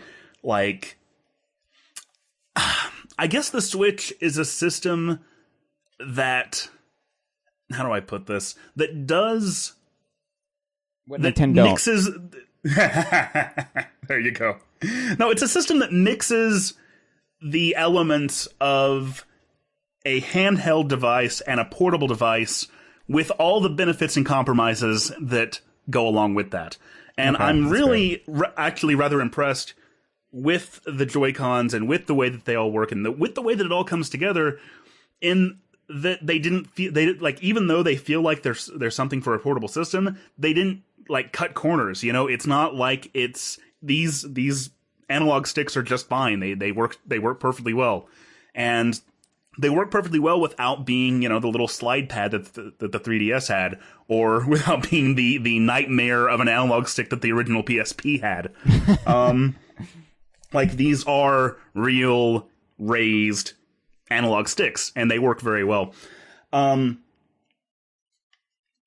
But the Pro Controller, let's get to that. The I believe, what does it retail for? Something like $70. It retails for $70. Okay, $69.99 or $95. Yeah. Is it $95 now? You don't I think everything's $95 now as far as the cents at the end go. I think maybe I'm wrong, but that's usually what I see. Anyway, yes, it's because I haven't seen any Switches in stores, but I've seen the Pro Controller, and part of me in my head has asked, should I just go ahead and buy one just so I can have a piece of the Switch? Like, would that placate me and I could just, like, pretend like I'm playing the Switch, or is that just sad? And I weighed on the side of sad, and I let it on the peg. But the Pro Controller, I'm very interested in this Pro Controller because it looks, to me, to my eyes, who and somebody who's not played the Switch, who has not even laid eyes on a Switch in person, this Pro Controller looks different to me than Nintendo's past attempts. Okay, I'll just sort of lay my cards on the table immediately here. The way that the GameCube controller felt as soon as you picked it up, you just got it. It just made sense. Mm-hmm. That is how I felt about the Pro Controller. It is, in my opinion, probably the best designed controller that Nintendo has made. What?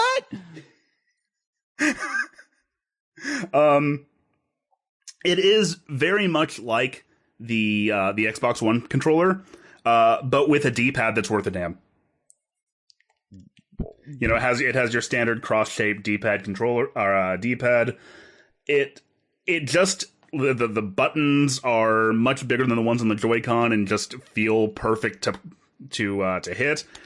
Let me put it this way: it's got the clicking sound, the nice firm clicking sound that just feels so satisfying.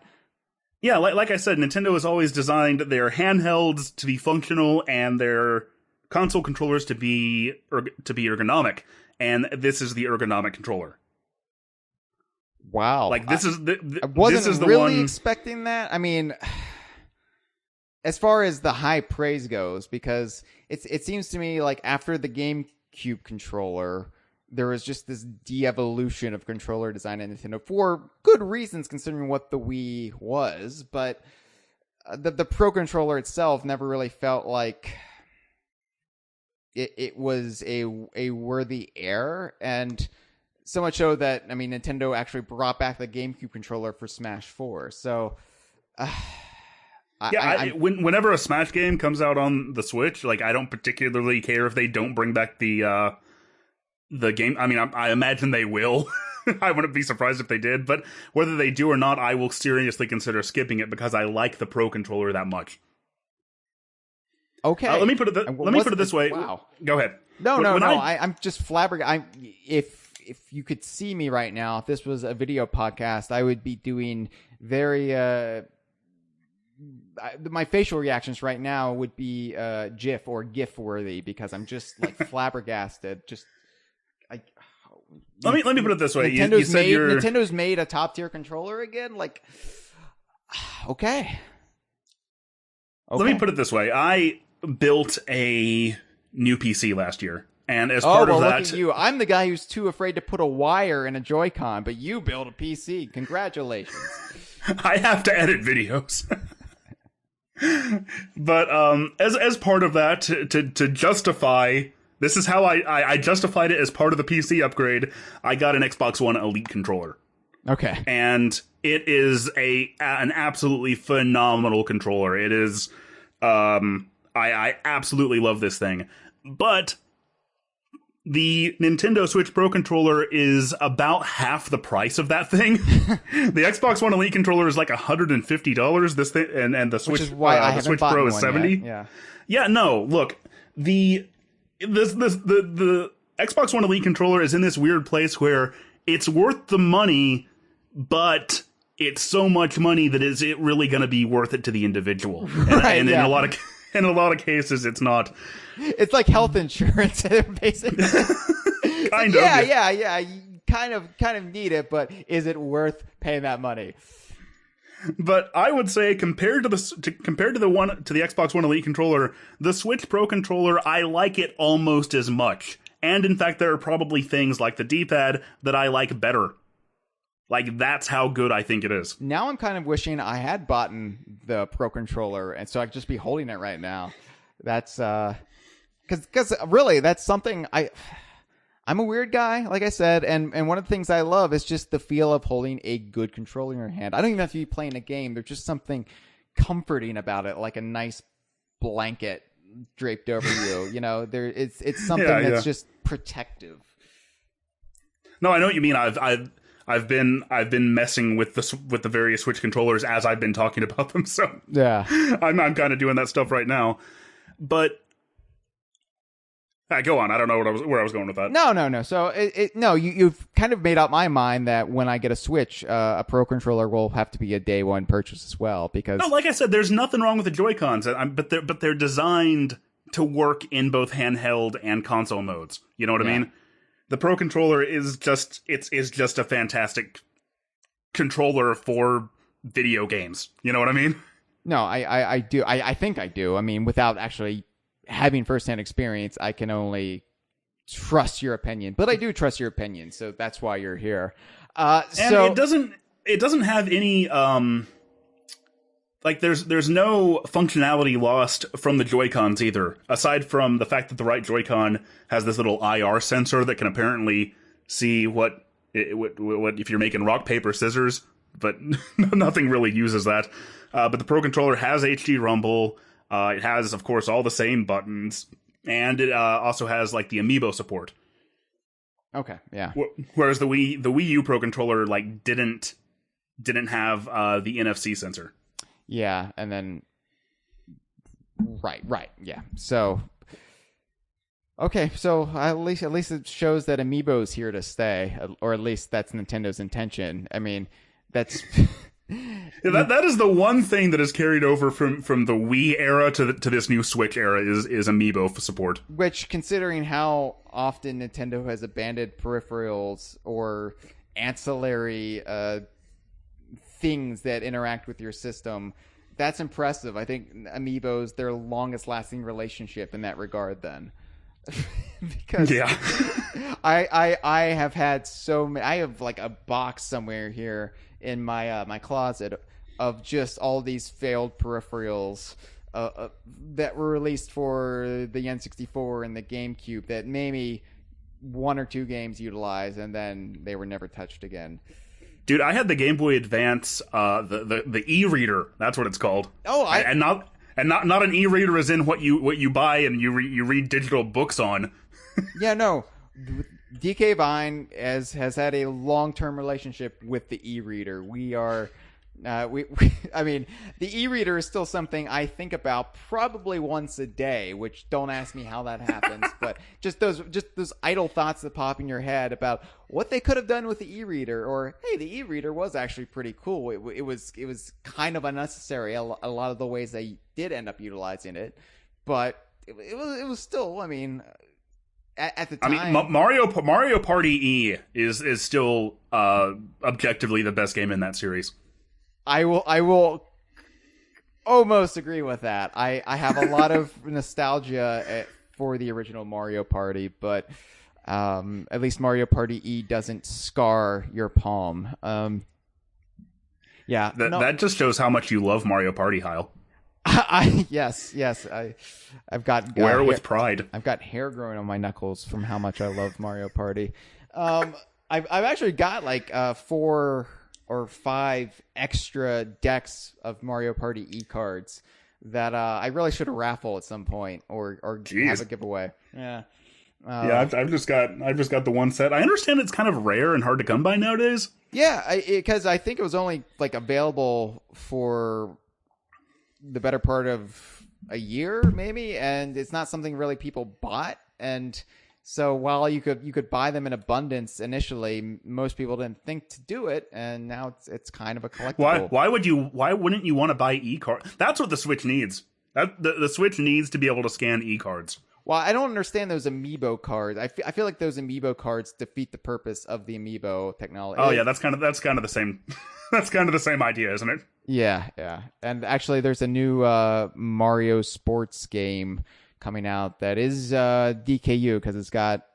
Does it have Diddy? And I don't even remember. This is how much I really care about it, but it will have those cards so there will be Donkey Kong cards in this set, so I'm going to have to buy them. Anyway, yeah. Every time I look at the Nintendo section of a store nowadays, like all the Animal Crossing amiibo are on sale for like $3 a pop. Well, yeah, I see the seas of Animal Crossing amiibos, and I'm like, this is another example of how I am not attuned to the Nintendo fan base anymore, because I'm just like, yeah, I tried to get into Animal Crossing too. I gave it the old college try, and it just wasn't for me. And maybe I think you kind of are. I think you are more in tune than you think there, because I think like the reason that those Animal Crossing amiibo didn't sell well is because Animal Crossing doesn't have the same kind of appeal in the US as it might in Japan. Okay, because it's something they continue to push. It's something that's rest assured there's always something Animal Crossing coming out or available, and I've always wondered. I'm like, is it the fan base really this hardcore? But it makes sense that it would be a regional difference then, if that's the case. But anyway, where were we? Oh yes, the Switch. Again, welcome to the conversation, John. Power Rangers RPM, all right? Like, can we talk about that for a little bit? Oh yeah, sorry. My knowledge after In Space gets a little hazy when it becomes less serialized and it becomes more a new story every year. Although I suppose Lost Galaxy continued the story small ways. I believe Bulk was part of that, was he not? He was, and then Bulk came back again for the 10th anniversary episode Forever Red, and which makes no sense to me, because why would Jason, the original Red Ranger, still have a Tyrannosaurus Morpher coin? Wasn't that lost? First, didn't he give that to Rocky? And he didn't actually directly give the Morpher to Rocky. They went to, I believe it was called the Forbidden Planet, and they got the power, the sword that allowed them to transfer the powers from Jason, Trini, and Zach to Rocky, Adam, and Aisha. We have this footage from the Japanese show, and we've already lost the actors, and we need to have a seamless transition without the actors. So we've got yes. But no, so Jason never actually directly, like, there was nothing said necessarily that by transferring the Red Ranger powers to Rocky that Jason wouldn't still be able to use them. He never, like, there were two physical morphers present at the same time before Jason, Trini, and Zach were unceremoniously whisked away out of the command center. How long was this peace conference? Because usually a peace conference is only like a weekend or a week. Well, this one, in this case, it must have been about 2 years, because Jason came back in Zeo. Okay, yeah. And I know Zach came back at one point. Zach didn't come back as like a character. He came in 1999. They showed the pilot episode of Power Rangers, and Zach and Walter Jones and Austin St. John hosted that together. Okay, that might be where I'm confused. I believe the second Black Ranger, Adam, came back. Maybe that's where I'm confused. Okay. No, of course, the original Black Ranger went on to Space Cases on Nickelodeon for two glorious seasons. Dude, it is fascinating that you, as somebody who's not a Power Rangers fan, that you do follow this. No, the thing is, from one Wikipedia bench. I did watch Space Cases, though. I watched that in real time, so I was at least already aware of that much. All right, well, at least I can sleep tonight wondering how he was still able to morph into the old Mighty Morphin Red Ranger costume. Well, and there are other theories, like the fact that they ended up finding Ninjor, who originally created power coins, probably gave them a lot more access to reviving old powers like that. Here's how warped I am as an individual. Somebody who was never in the part of the fandom, but only read about this on one lonely night. I still try to think of ways to incorporate the Power Rangers movie into canon. Like, it's not well enough. I don't know if you can do that. It's not well enough that it's just an alternate universe. It's just an alternate canon. Doesn't have any relationship. Like, no, it has the original actors, or at least the actors at that point in time. There's a way to make it work. If you did enough mental gymnastics, you can make it work. I fan-wanked far more dire circumstances away than that. So why does Angel Grove happen to look like Sydney, Australia? Just the part of Angel Grove you never see in the show. There you go. They've got an opera house and everything. I mean, it does bug me though that this Zordon was set up shop in North America. Like, why would he set up, like, it would make more sense if he was like in like the Sahara or something, and because if you can just teleport back and forth, what does it matter? Okay, anyway. Well, they can't teleport all willy-nilly like that until Billy links their communicators to the Command Center's teleportation system in the second episode. See, you got me beat there, because Wikipedia didn't explain that to me. No, dude, actually, thinking about it, I kind of understand why you have a fascination with Power Rangers, because it's the kind of show that explains just enough that there's so much room there that you have to fill in the blanks. But it also fascinates me that it's a completely separate to a Super Sentai, right? That was the basis for the original, or for what we consider the original. And it just fascinates me that they were able to kit bash a show out of this completely different show. and that is how an entire generation of fans in the West know this material. And it's just, it's not even something that I think you can get away with in this day and age. I know, like they did with like Voltron and other properties, but we're too much of a global society now that I don't think you could pull that off in 2017 with a property. I don't know. I mean, they do still pull it off. I mean, Power Rangers Ninja Steel's airing right now. Yeah, the show never... but that's just because of the legacy connotations from this show from I see what the you're early saying. 90s. I see what you're saying. You couldn't do it with a new property. You couldn't, like, take an anime or a live-action Japanese show and say, all right, it's this completely separate property. I don't think people would stand for it, especially the people who would naturally gravitate towards that, which would be Japanophiles and people who really love the culture.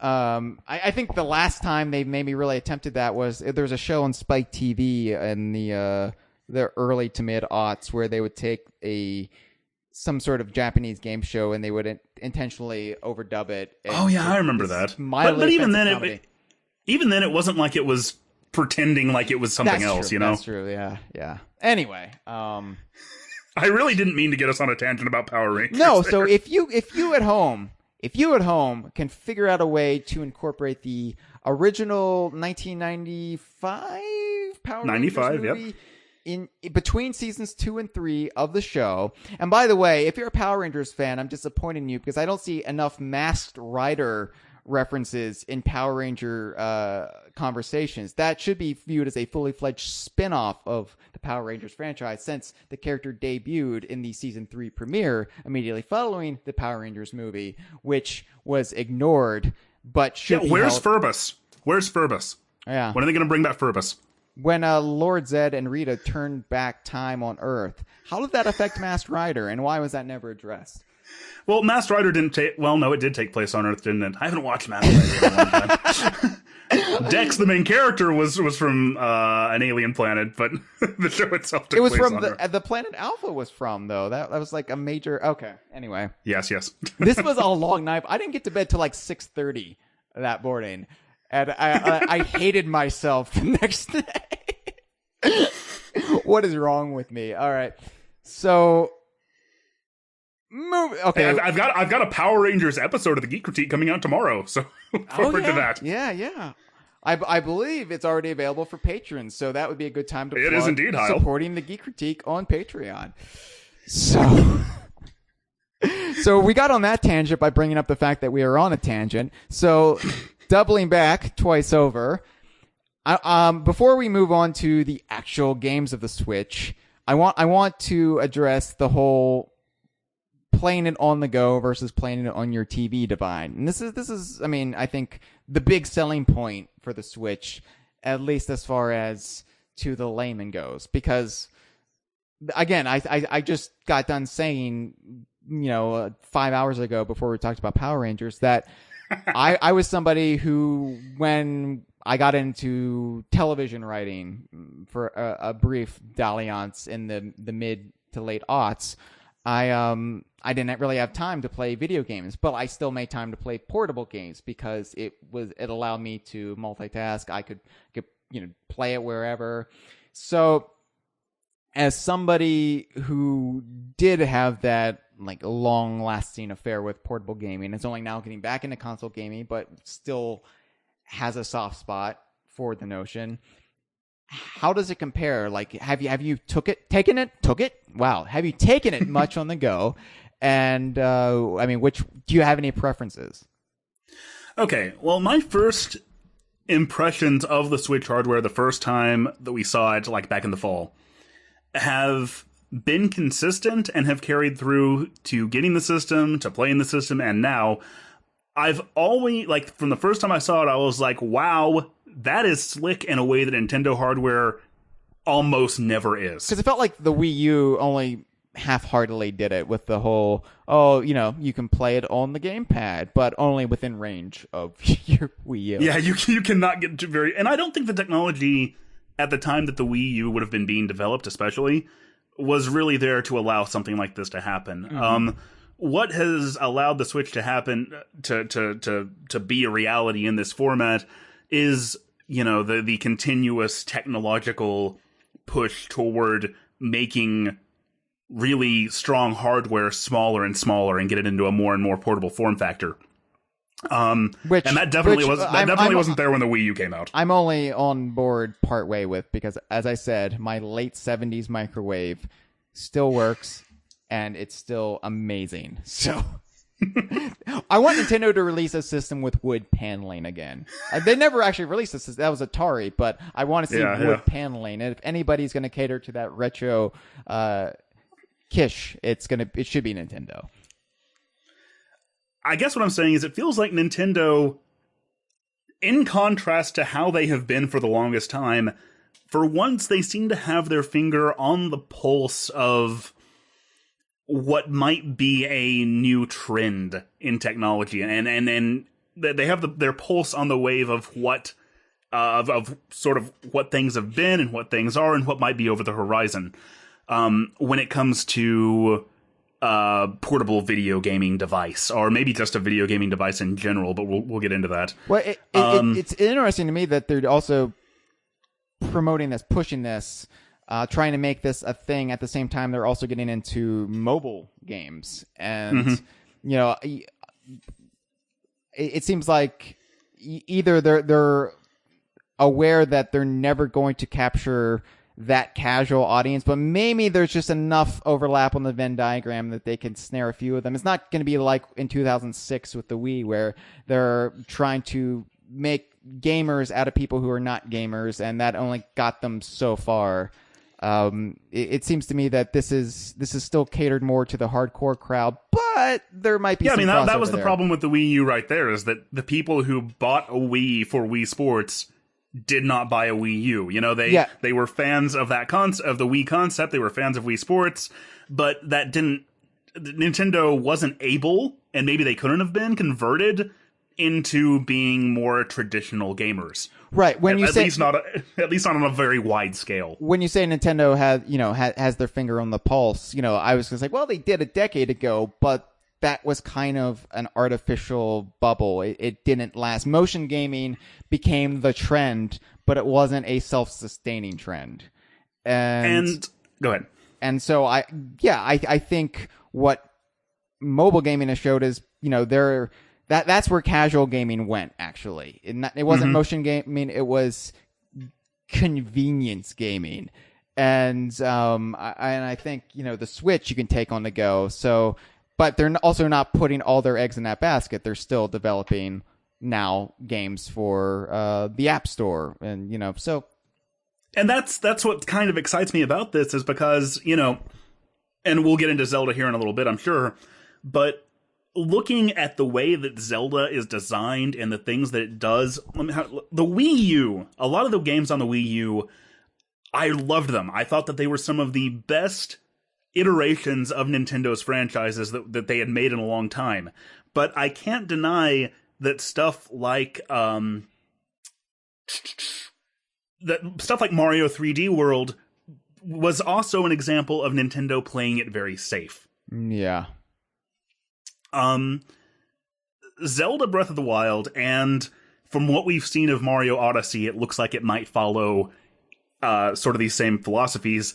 Breath of the Wild didn't seem like it was at all scared or nervous. Like, the designers were fine with throwing out long-established Zelda conventions in order to make something new. Now, to be fair, Breath of the Wild did start development for the Wii U, so that's true. Yeah, I mean I'm not saying. Yeah, I mean that doesn't necessarily invalidate your argument, because that's possibly where trends have to or plans have to get somewhere. What I'm saying is, I'm kind of hoping that this points to sort of a philosophy shift at Nintendo.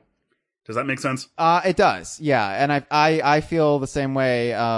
The new Super Mario Brothers franchise, that's been a stickling point for me. It's just been I feel like that rather than doing cool new things with 2D Mario, it's actually has limited 2D Mario and actually below a point where 2D Mario actually naturally evolved with originally. And yeah, it did feel like they were playing it safe. They were being very conservative. And, I'll always love the Wii U because of Tropical Freeze, which I feel like was, as much as I loved Returns, Tropical Freeze was making up for a lot of, not necessarily missteps, but just misreads of how to do a Donkey Kong Country game. And yeah, Tropical Freeze, I don't even know if you could say that was playing it safe, because I don't know if any Donkey Kong Country game in this day and age can be considered playing it safe. But yeah, as far as the rest of Nintendo's output during that time, and you get things like Splatoon, which Splatoon's really a good example of something different. Yeah, but with their core franchises. And it feels like anywhere they couldn't play it safe, they didn't bother with. And so you'd see a lot of franchises just having no representation at all. Yeah, and I want to say, when I'm comparing the Switch to the Wii U, I'm doing so in more of like a macro sense, I want to say, because I absolutely love the Wii U. Despite the fact that I have this nice gaming PC and I've got all this, and I play quite a few games, the Wii U last generation, same as the Wii before it, in fact, definitely gave me the most of what I wanted out of a gaming system. Well, again, and also you can split the difference. You can like a game console's library, but you can also have criticisms of the system itself. I don't think it's a either or situation. So like the problem with the Wii U was that, like, who did the Wii sell to? The Wii sold to hardcore Nintendo fans who are gonna, they'll buy what Nintendo puts out, and it sold to this big blue ocean of people who don't usually play video games. A gray ocean, because it was big with the grandmas, which again, it was the most disquieting day of my life when my grandparents and my parents got Wiis and I still didn't have one. I felt both, I never had that experience. I felt both young and old at the same time, like just a man out of place in time.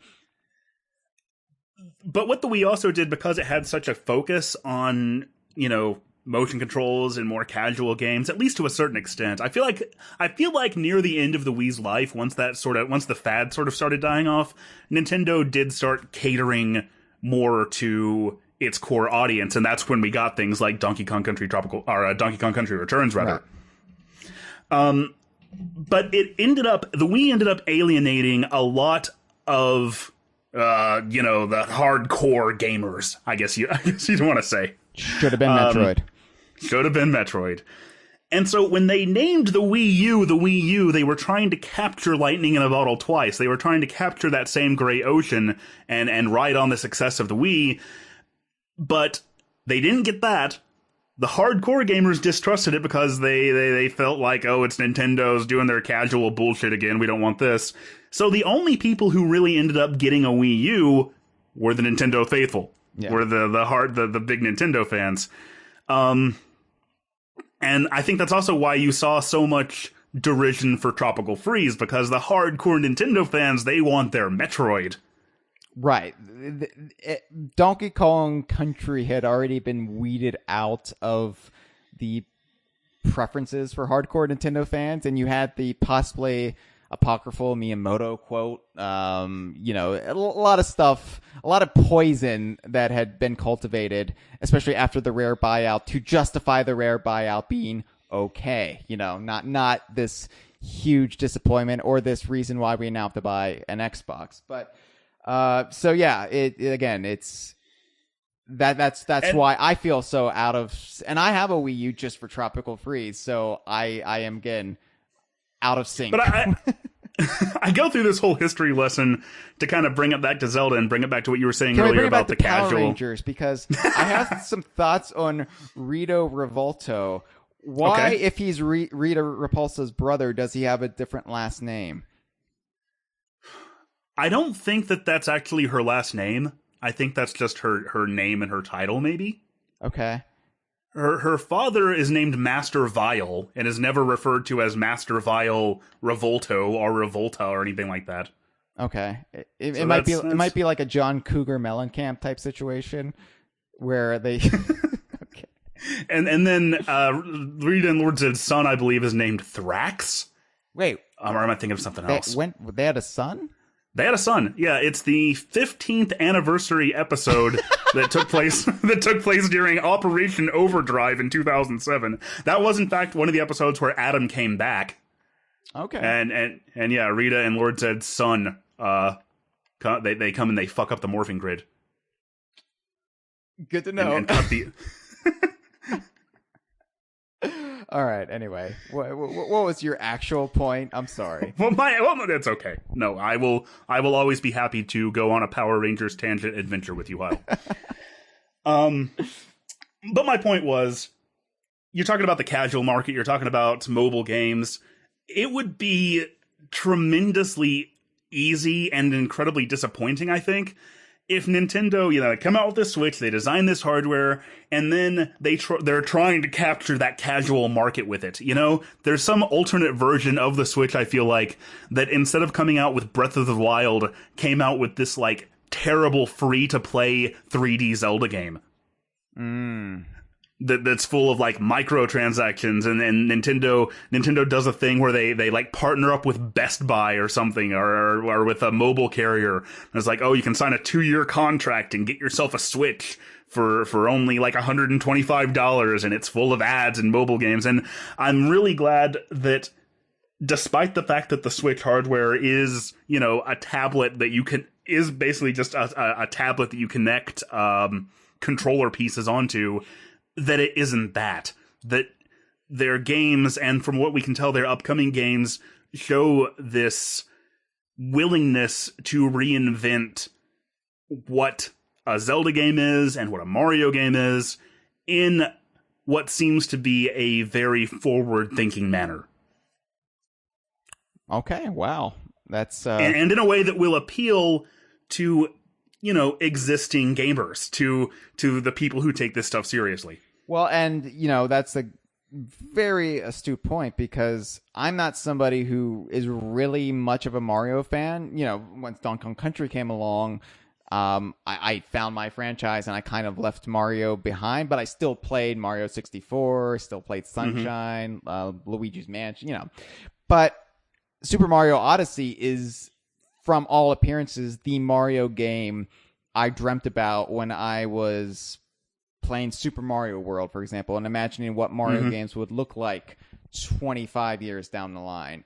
And for all of my criticisms of the new Super Mario Brothers series, this is basically alleviates all of those. This is what Mario... Same thing like Mario Kart 8, despite my problems with the character roster, they got away from this very uniform pastel safe look for Mario and they actually decided to do something different with the aesthetics. And I know that's a minor thing in comparison to the broader strokes you're talking about, but it showed a willingness to change and evolve and to impress. And that's what Super Mario Odyssey looks like. It's the first time I've been interested in a Mario platformer. I mean, even Galaxy didn't really pull my attention that much, and this is not even including the new Donk City stuff. I mean, even without that, even before I realized there's Donkey Kong references on the street signs, I was like, whoa, this is a Mario game that I have interest in playing on day one. So yeah, that's if that they can pull me in with my very narrow interest and my cynical views, then imagine what they could do with people who are easier to reach, but they haven't reached in quite some time.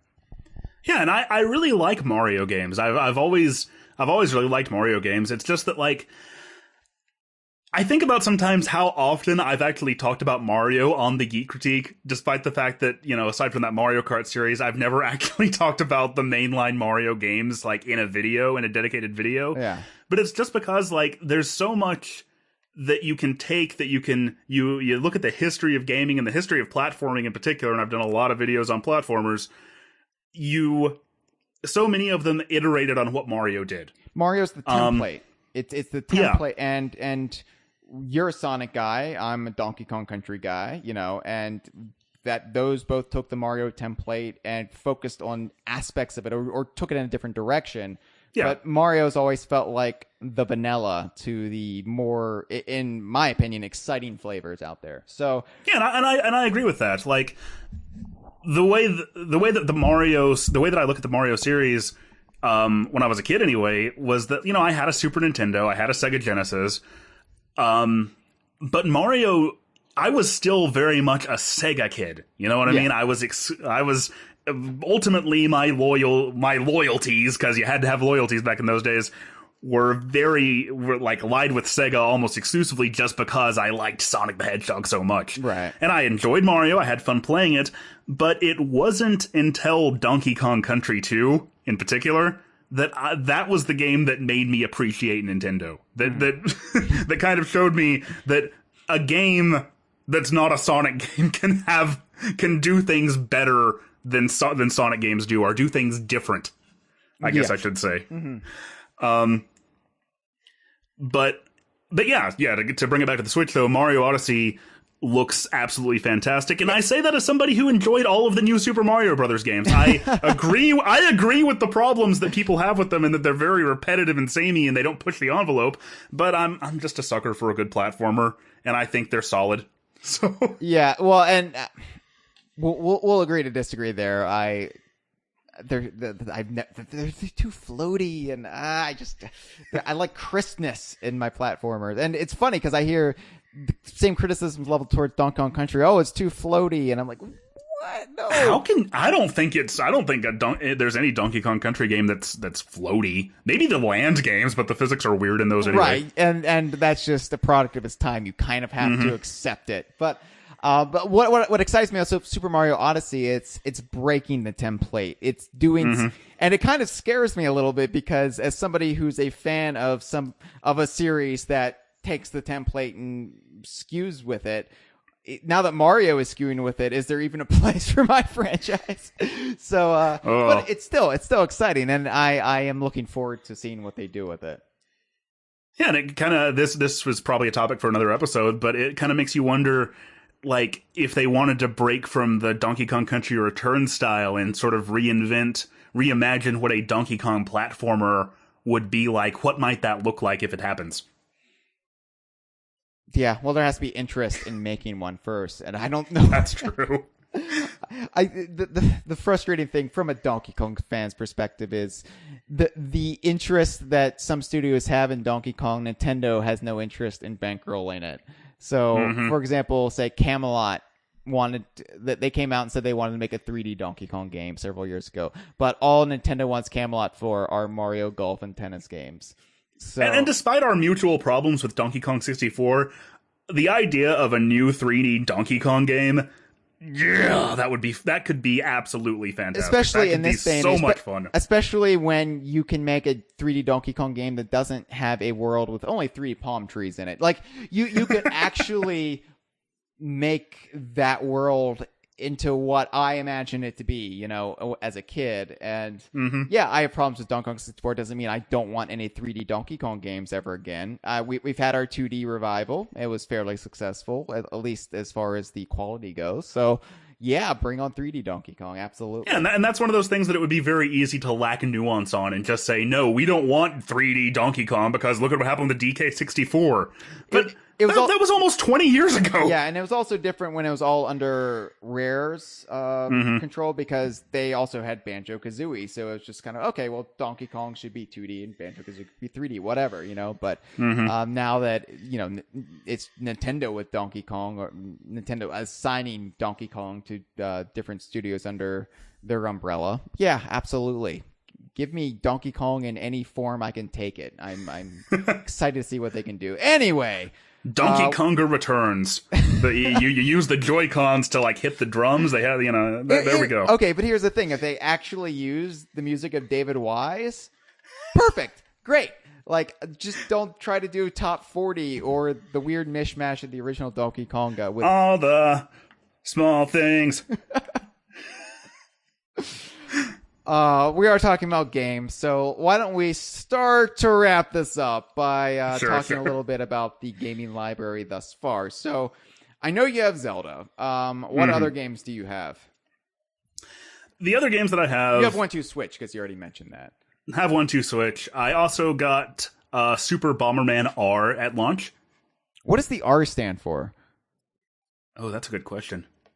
I'm not actually a very big Bomberman guy. So I don't actually know. Okay, it's like the Mario Kart 64 was originally called Mario Kart R, and I finally uncovered what that R stood for, and when we did our Spotlight episode a few weeks back, but I've already forgotten because clearly that information is not as retainable as the first 6 years of Power Rangers. So it's not racing; that would be too easy to remember. Yeah, I don't know, but. Anyway. But yeah, Super Bomberman R, and then I've picked up from the eShop, I picked up a game called Fast RMX, which may be pronounced Fast Remix, I'm not sure. It's kind of a... Fast RMX is interesting in that it was basically made by people who wanted a new F-Zero and were tired of waiting for Nintendo to make one.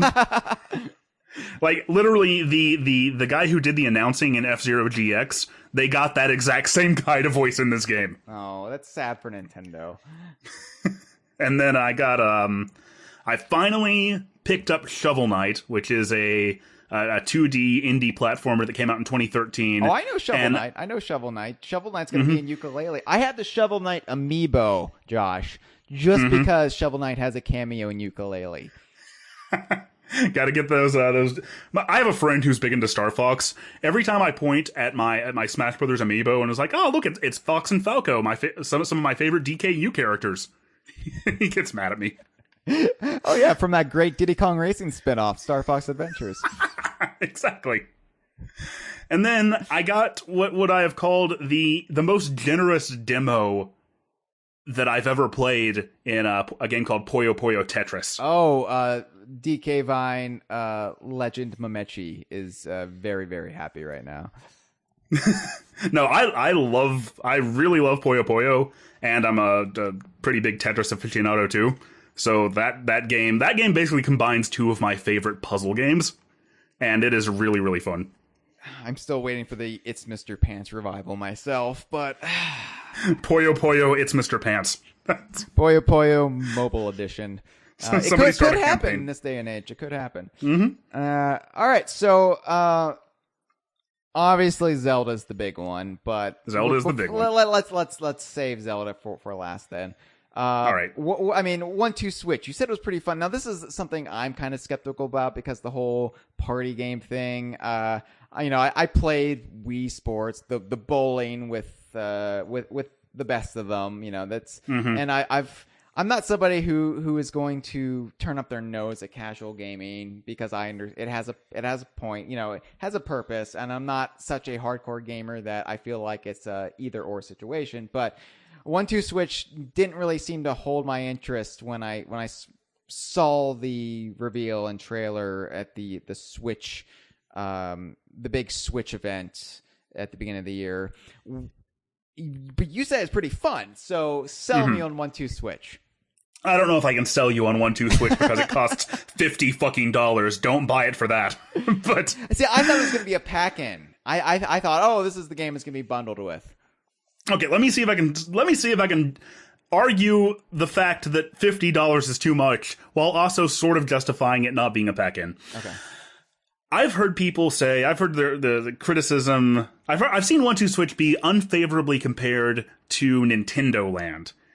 I've seen it said that Nintendo nailed what a pack-in game and what a game that shows off a system functionality should be with Nintendo Land. And it's funny, 'cause everybody I was initially cynical about Nintendo Land with eventually came around and just started to appreciate Nintendo Land. I'm not one of those people. I still view Nintendo Land as Nintendo completely misreading what their flagship game should be.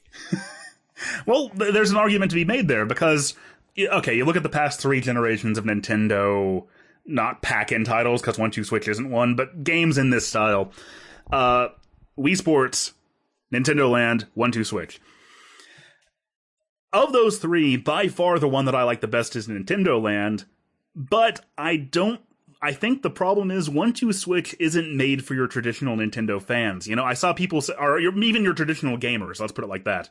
This is a game that's designed to be accessible to people who don't play games all the time, and that's why it doesn't have Mario in it. That's why it doesn't have your typical Nintendo characters in it, because they don't want any sort of that traditional gaming style to be a part of this game. Yeah. And that is why I will argue that it didn't really, while it feels a lot like a pack-in game in that it shows off like what the Joy-Cons can do, and it's one of the only games that shows off like everything that they're capable of, it shouldn't have been a pack-in game, because sort of the entire point of the Switch, you know how you said earlier that you want to play a game the way it was meant to be played? Yes. Well, the entire point of the Switch is that this is a system that can be played the way you want it to, the way that you want to play it. Right. And that's why both the Joy-Cons and the Pro Controller are designed the way they are. You just answered something I wasn't quite sure about myself, why I was so keen to get a Pro Controller for the Switch when it never really held my interest for the Wii and the Wii U, and you just nailed it, because that's the magic, the beauty of the Switch. You can play the way you want to play it. So thank you for solving that kind of continuity error in my own life. Yeah, we didn't really get into it much a little while ago, but when I said the system was slick, like that trickles down to just about everything about its design, from how snappy the UI is, how quickly it loads, and especially more than anything else, the system's main gimmick, which is, you're playing a game on your television, you're playing a game on the big screen, and then and it hasn't stopped being cool, and I don't think it's gonna stop being cool to just go over and pick this thing up and have the exact same game in your hands with no compromises. Except the battery life. Well, except the battery life, yeah.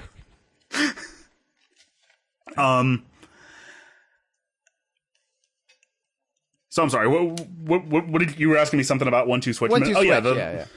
Yeah, so the reason that I don't think it should have been a pack-in game is because there are plenty of people who are just buying a Switch for Zelda, or just buying a Switch for more traditional Nintendo games. So I don't mind it being separate as something that you can get if you want it.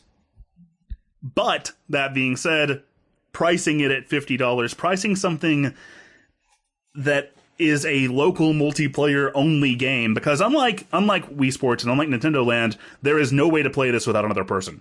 Yeah. You have to have at least 2 people in order to do anything with it. And it's funny that I'm like, well, then I have no interest in it, and forgetting that I am married. Like, I have another person at my ready disposal whenever I want. Yeah, and we, me and my girlfriend had an absolute blast playing it that first night. We probably we probably stuck with it for about 2 hours before we went on and tried out Zelda. But I can see that it's not your traditional like gamer's game, and it's not supposed to be, and it's not designed that way. It is a lot of fun. I don't know if it has staying power necessarily, but it's hard for games like this to have staying power. No, I can't. It's one of those games that it's going to be a thing for the first year or so of a system's life, and then it will be quietly forgotten about until Sakurai revives some element of it for Smash Brothers. Oh God, I don't know. Who from 1-2 Switch could be a character in Smash Brothers? I don't. I thought the Wild West, the shootout, I thought that was going to be a revival of Wild Gunman. Because it's a Nintendo property and it's got some mainstream recognition thanks to Back to the Future Part 2, but no, apparently not. And the thing is, by the time I feel like by the time the fall rolls around, like 1-2 Switch is going to be on discount anyway. Yeah. If you're the kind of person who clearance. If you're the kind of person who thinks you might enjoy it and you can pick it up for $20, I'd say jump on it. Don't bother buying it for $50. Unless you're like me and you just want to experience the HD rumble and see what the Joy-Con can do. Yeah. But yeah, and this is the kind of game I would normally bypass entirely, So I don't know, like I had Wii Sports because it came with my Wii. And my parents also had Wii Sports. My grandparents also had Wii Sports. So I'm going to have a lot of Wii Sports left to me in wills over the years. But it's pretty dark. I don't know why I'm... so anyway, I don't know. Well, that's why nobody bought the Wii U. None of that gray ocean was left by the 2012. Right. So anyway, Nintendo should have invested in caskets by that point, right? I mean, that's really where the money was if they wanted to continue what they started with the Wii. No, I don't know if I'm getting the 1-2 Switch. It all depends on, again, if it drops in price and if there's any great bundle deals by the time I go in. Well, you just hate Nintendo if you're not getting 1-2 Switch. You just want them to fail. Super Bomberman.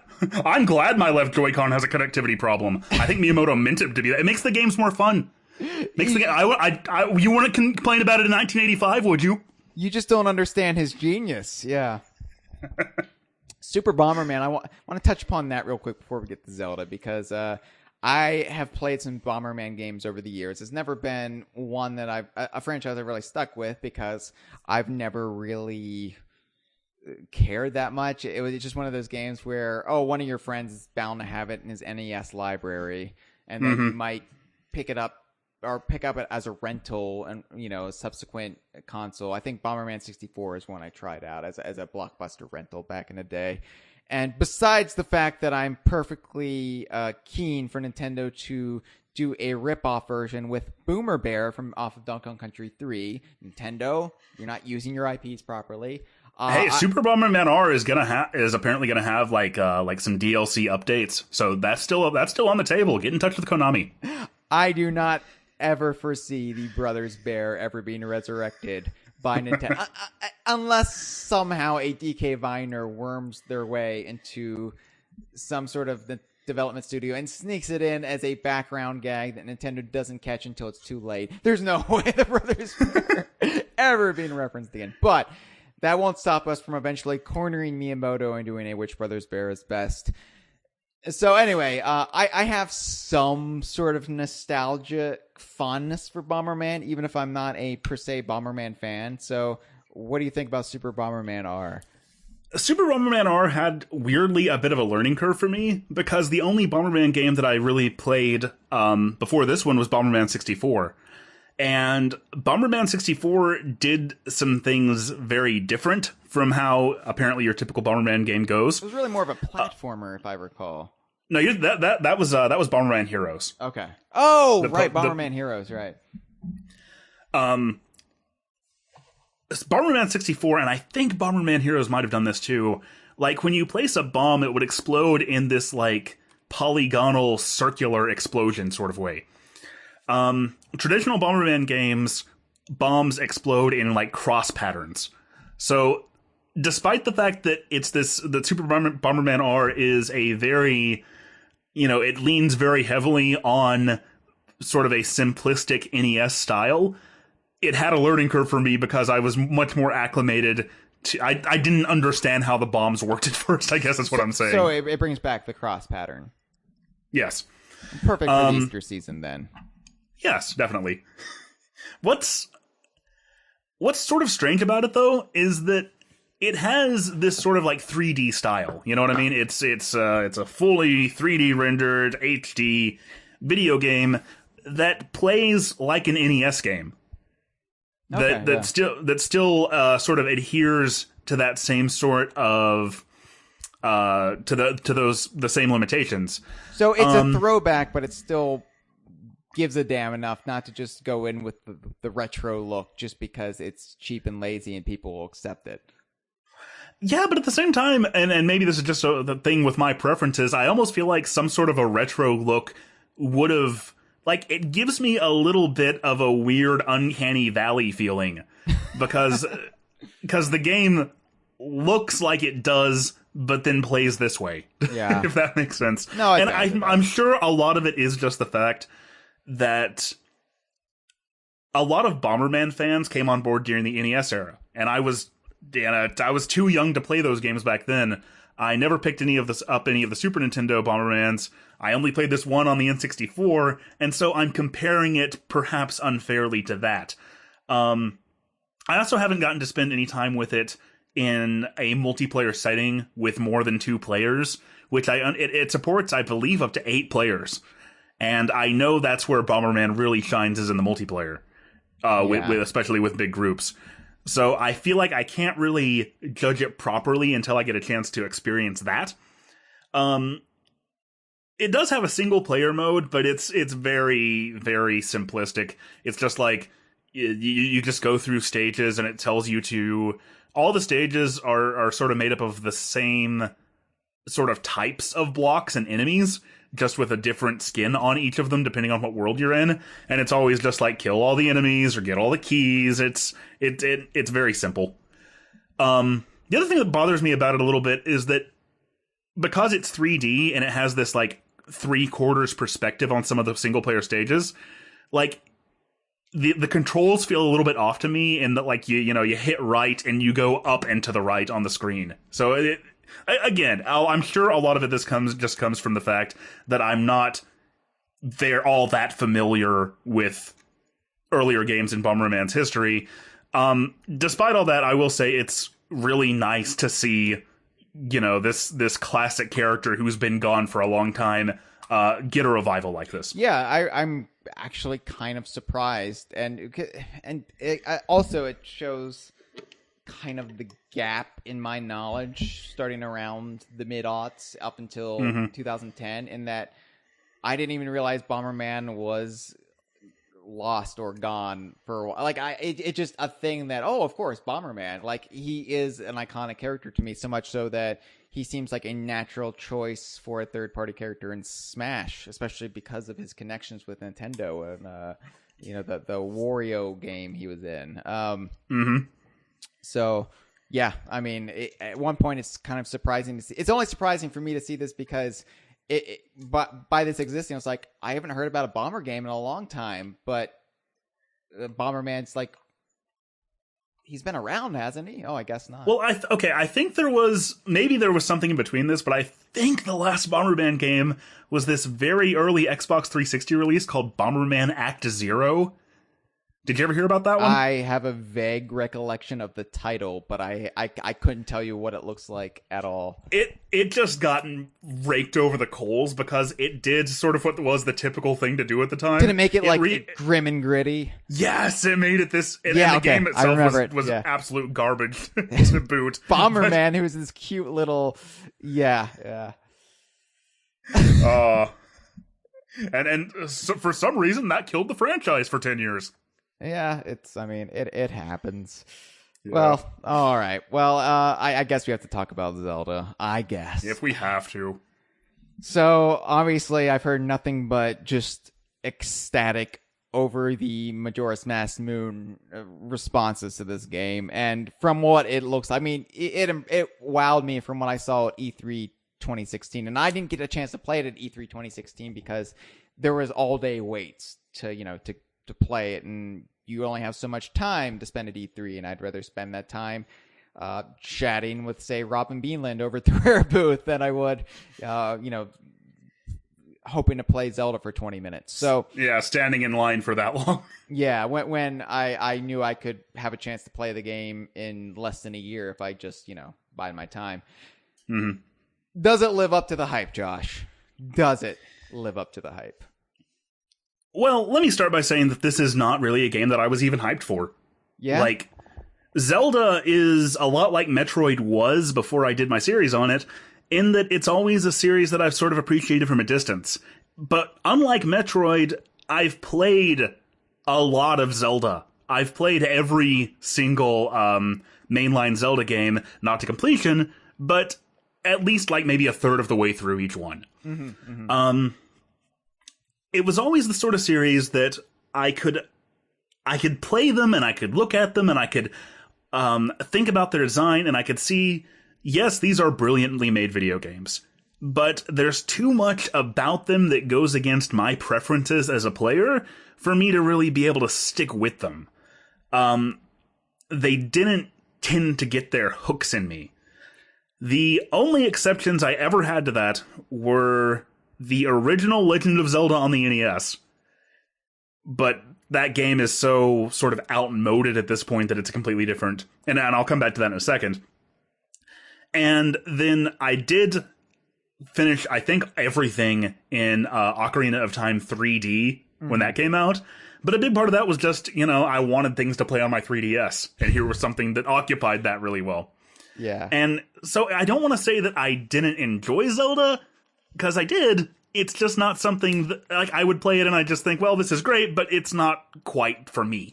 Honestly, I'm not that dissimilar, and especially the two games. I mean, for me, it was Ocarina on the N64, but yeah, the original NES Legend of Zelda, played that to death because there is nothing else like it at the time, and it really was just it captured the imagination, and same thing. Ocarina of Time just changed everything, and of course you played it. I mean, and you just wanted to explore that world, but at the same time, it was never enough to convert me into being one of the hardcore devotees of Zelda. It's just by Ocarina of Time, I already had my favorite franchise. I had Donkey Kong. So Banjo-Kazooie had come out only months before that. So maybe I only have so much room in my heart, but yeah, it's weird. I mean, I still get comments. One of my first videos I ever did was this N64 retrospective.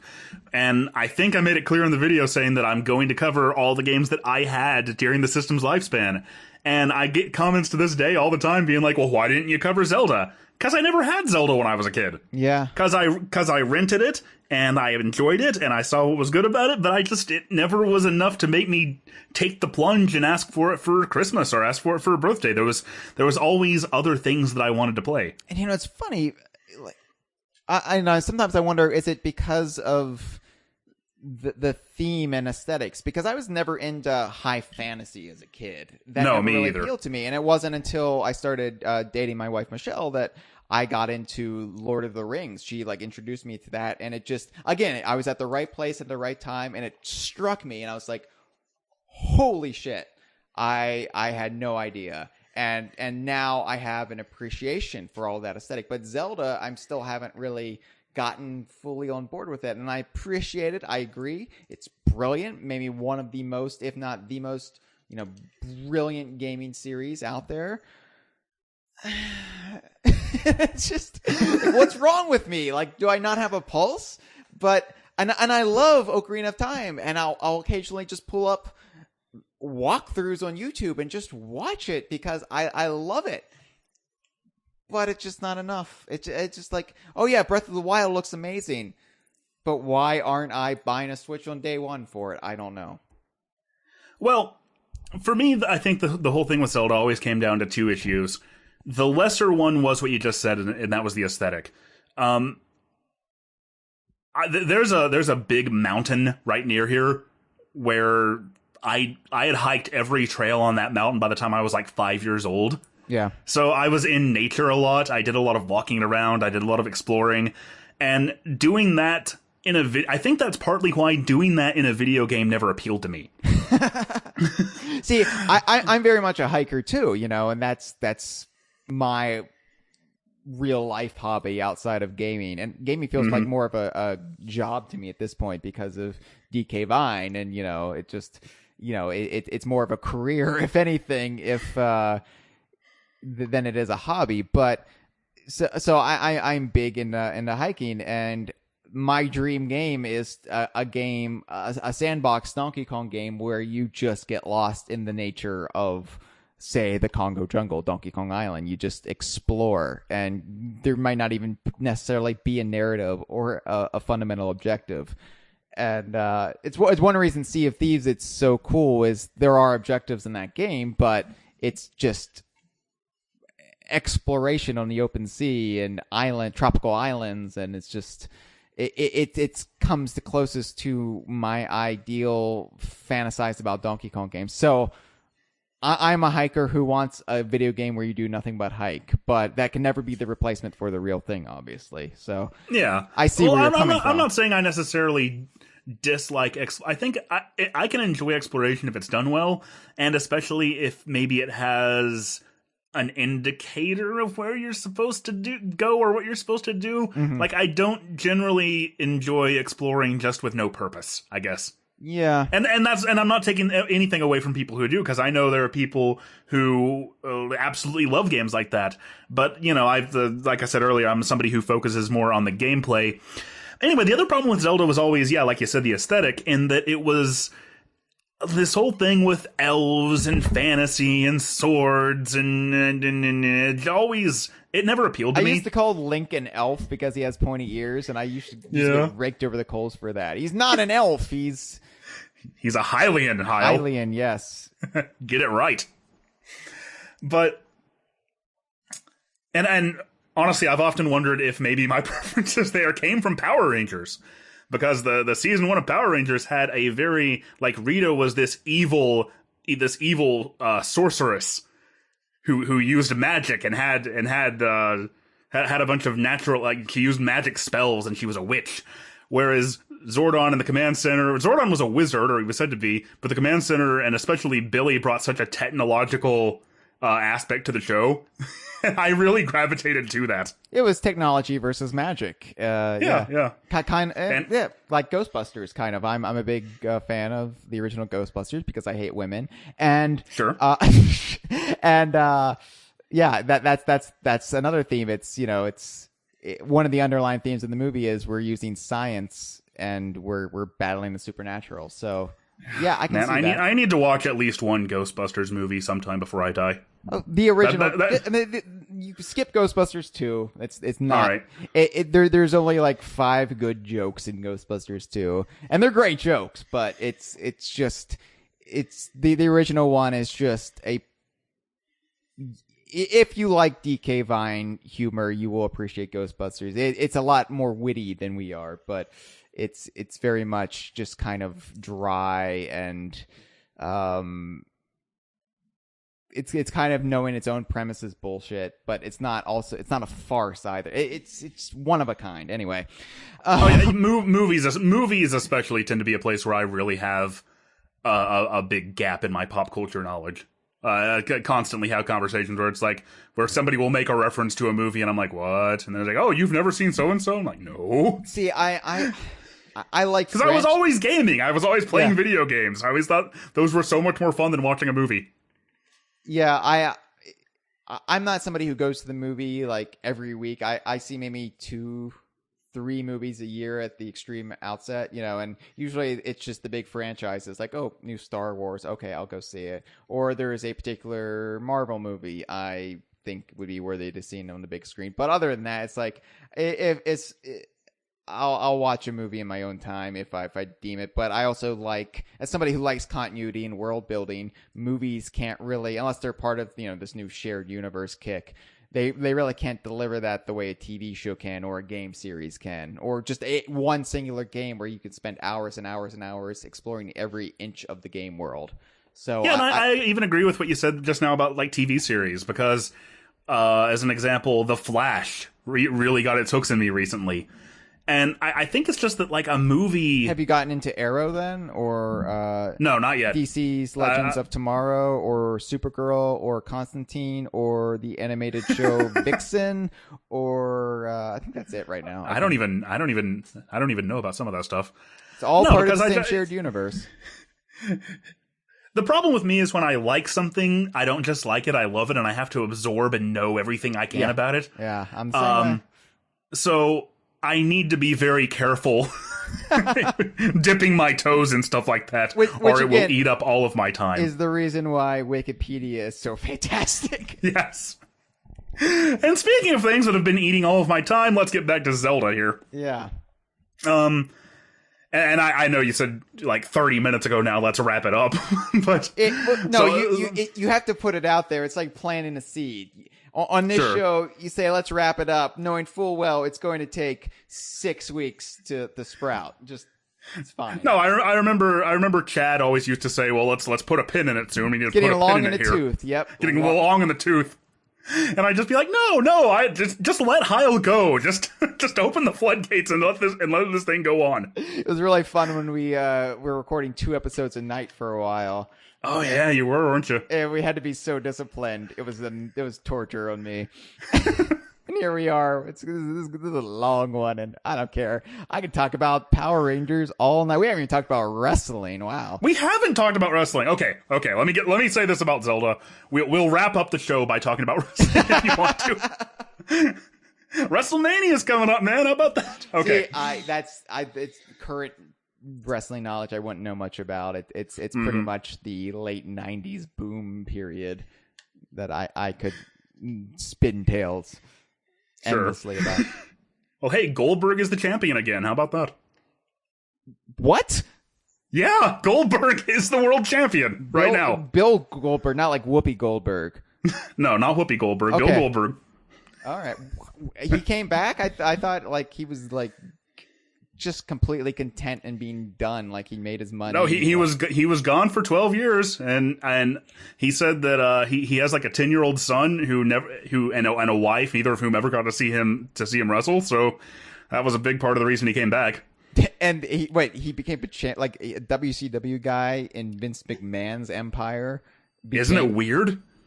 Because when he was there in like 2003, they misused him so terribly. But it's like they get it a little bit better this time. Although, of course, the whole the internet wrestling community is... See, I'm in a weird position because I have so much nostalgia for Goldberg. Because when I became a wrestling fan, he was the champion, so it's really hard for me to separate that. Yeah. Like, I can look at it objectively and I can say it is pretty ridiculous that this 49-year-old guy is beating their current stars. That's kind of stupid. They need to make the whole problem with WWE is that they're not they seem to be unable to make any new stars, so they keep bringing back the old stars to like carry the brand through like the WrestleMania season. Boy, we did get on the wrestling tangent, didn't we? Look, as a Donkey Kong fan, I will say you can't be ageist because look what Cranky Kong was able to do in Tropical Freeze. Excellent point. So, no, it's I can't believe I would have never guessed that. Okay, Goldberg. Wow, good for you, man. Good for you. Yeah. Isn't that a kick in the head? That's a Bret Hart reference. I'm not going to be bitter about what happened in Montreal. It was 20 years ago. It's water under the bridge. I'm not going to be bitter. Well, but he is. That's God. He's so bitter. If the internet wrestling community has a problem with it, I will just say Chris Benoit. Weren't you guys big fans of him?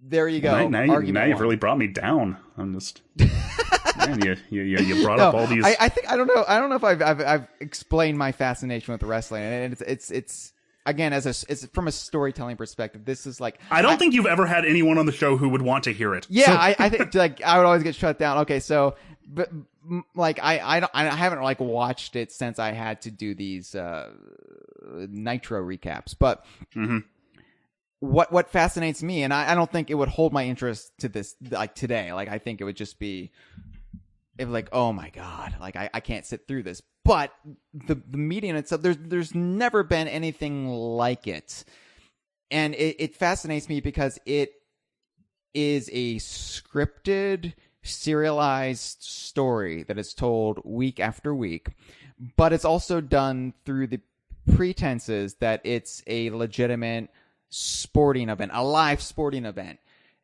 and you have a live audience watching it unfold. The things you could do with that format makes my mouth water. If I was in control of a wrestling promotion, of federation, whatever, and I could write for it and develop stories for it, develop characters, feed into that audience reaction, that would be the most satisfying thing in the world. And I'm not even somebody who cares about the craft of wrestling or what qualifies as good, fake performance art. It's work rate. Yeah, work rate. That's like I understand. Like that's a whole thing. I'm enough in the nerd culture that I understand that perspective, even if I have no interest in watching it. But I think that's one reason I couldn't get into it, because I just view everything that's not being done with that format as a squandered opportunity. It's just you have the weirdest, oddest thing that could be magical at your fingertips, and you just deliver this product that doesn't have fun with it. Yeah, WWE, ever since really WCW went out of business, which was their, if you don't, I'm not going to assume you know what I'm talking about.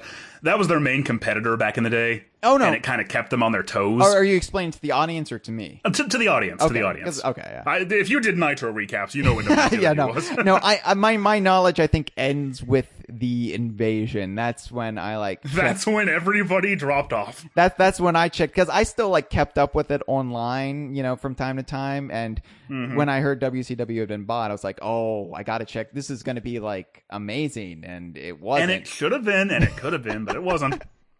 It would be like if Nintendo bought Sega, let's say, after the Dreamcast, and you had, instead of, the equivalent is it's an apt comparison, because I think the equivalent of the invasion there would be Mario and Sonic at the Olympic Games.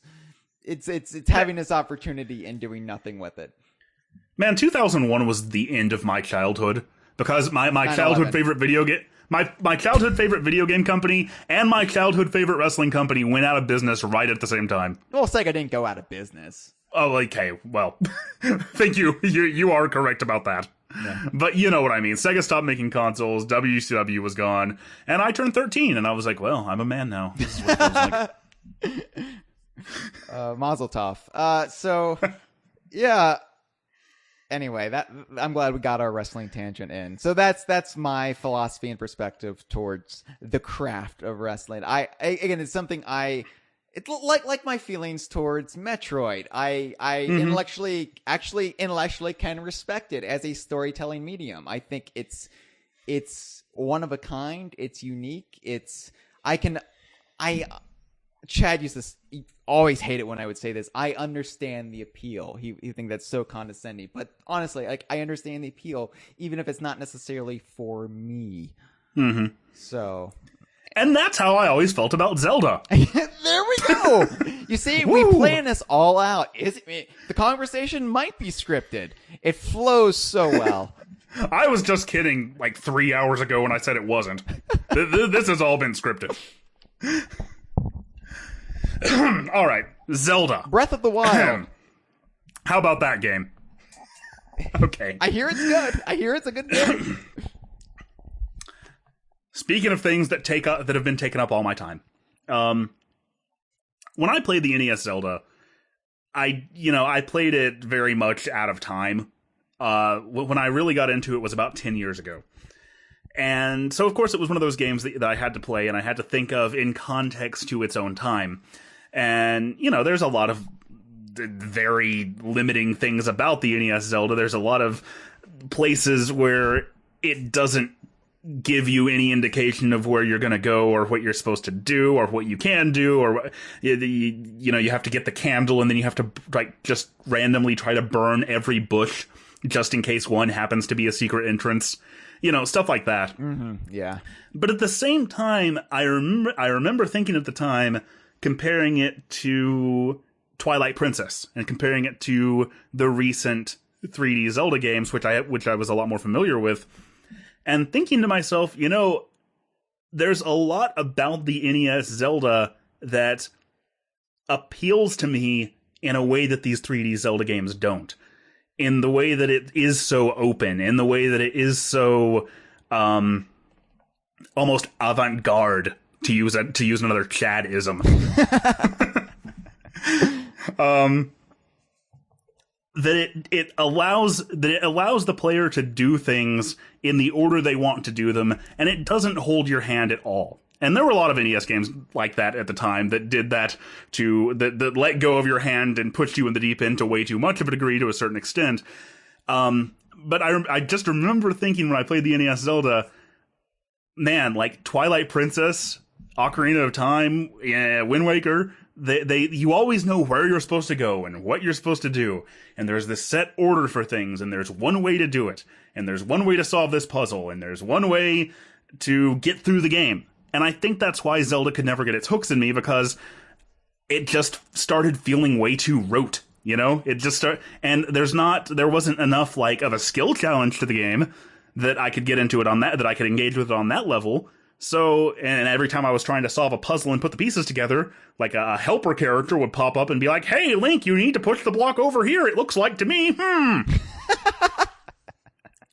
And it just, I don't want to say I felt like it was insulting my intelligence, because that would be a step too far, but I think that had a whole lot to do with why the 3D Zelda games in particular didn't appeal to me so much. So when I played the NES Zelda, I thought to myself, it would be nice if they incorporated more elements from this game into a new Zelda title. Mm-hmm. But that'll never happen, because that's not the way the industry is going.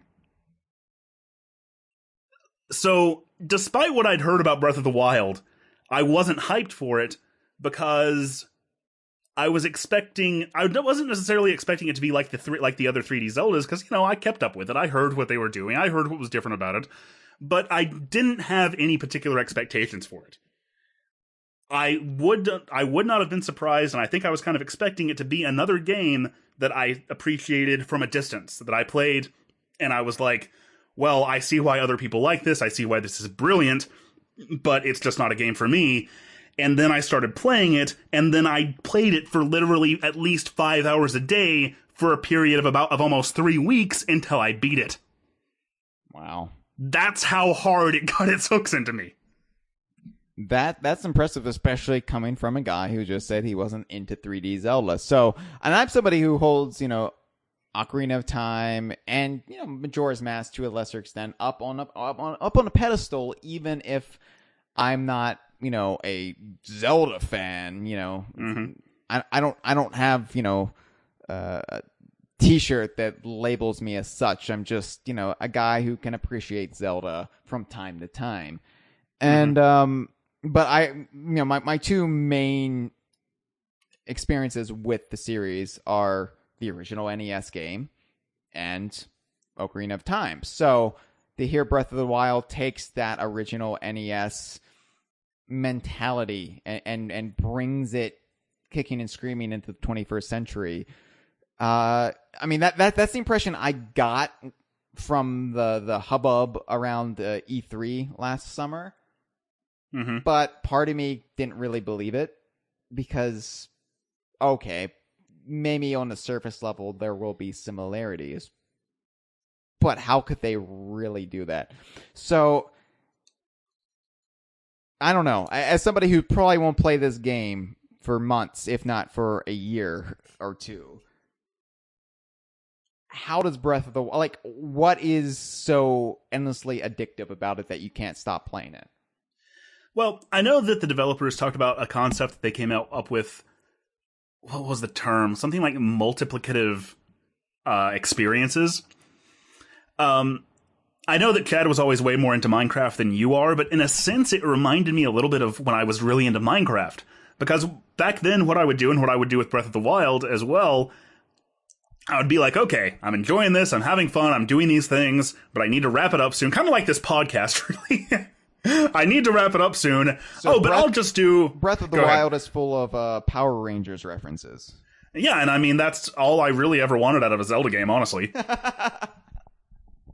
No, I would keep doing things and be like, okay, I'm just going to do this one more thing. And then as I was going to do that one more thing, I would get distracted and go off and do this thing and this thing and this thing. And I would look here and I would climb this mountain and I would find this shrine and I would fight these enemies. And it just, like, that's...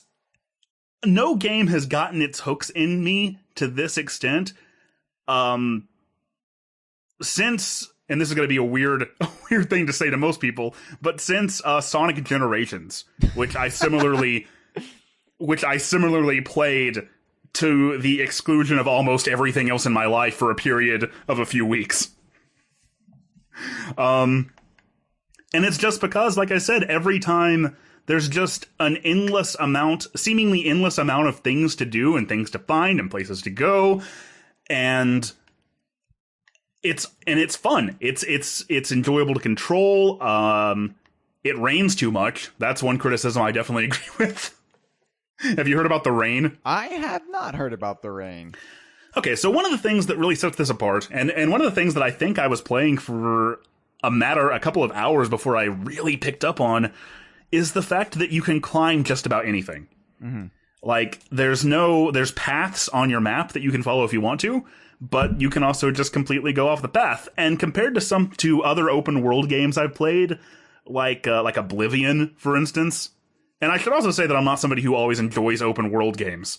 The Elder Scrolls 4 Oblivion, was it 4? I think it was 4.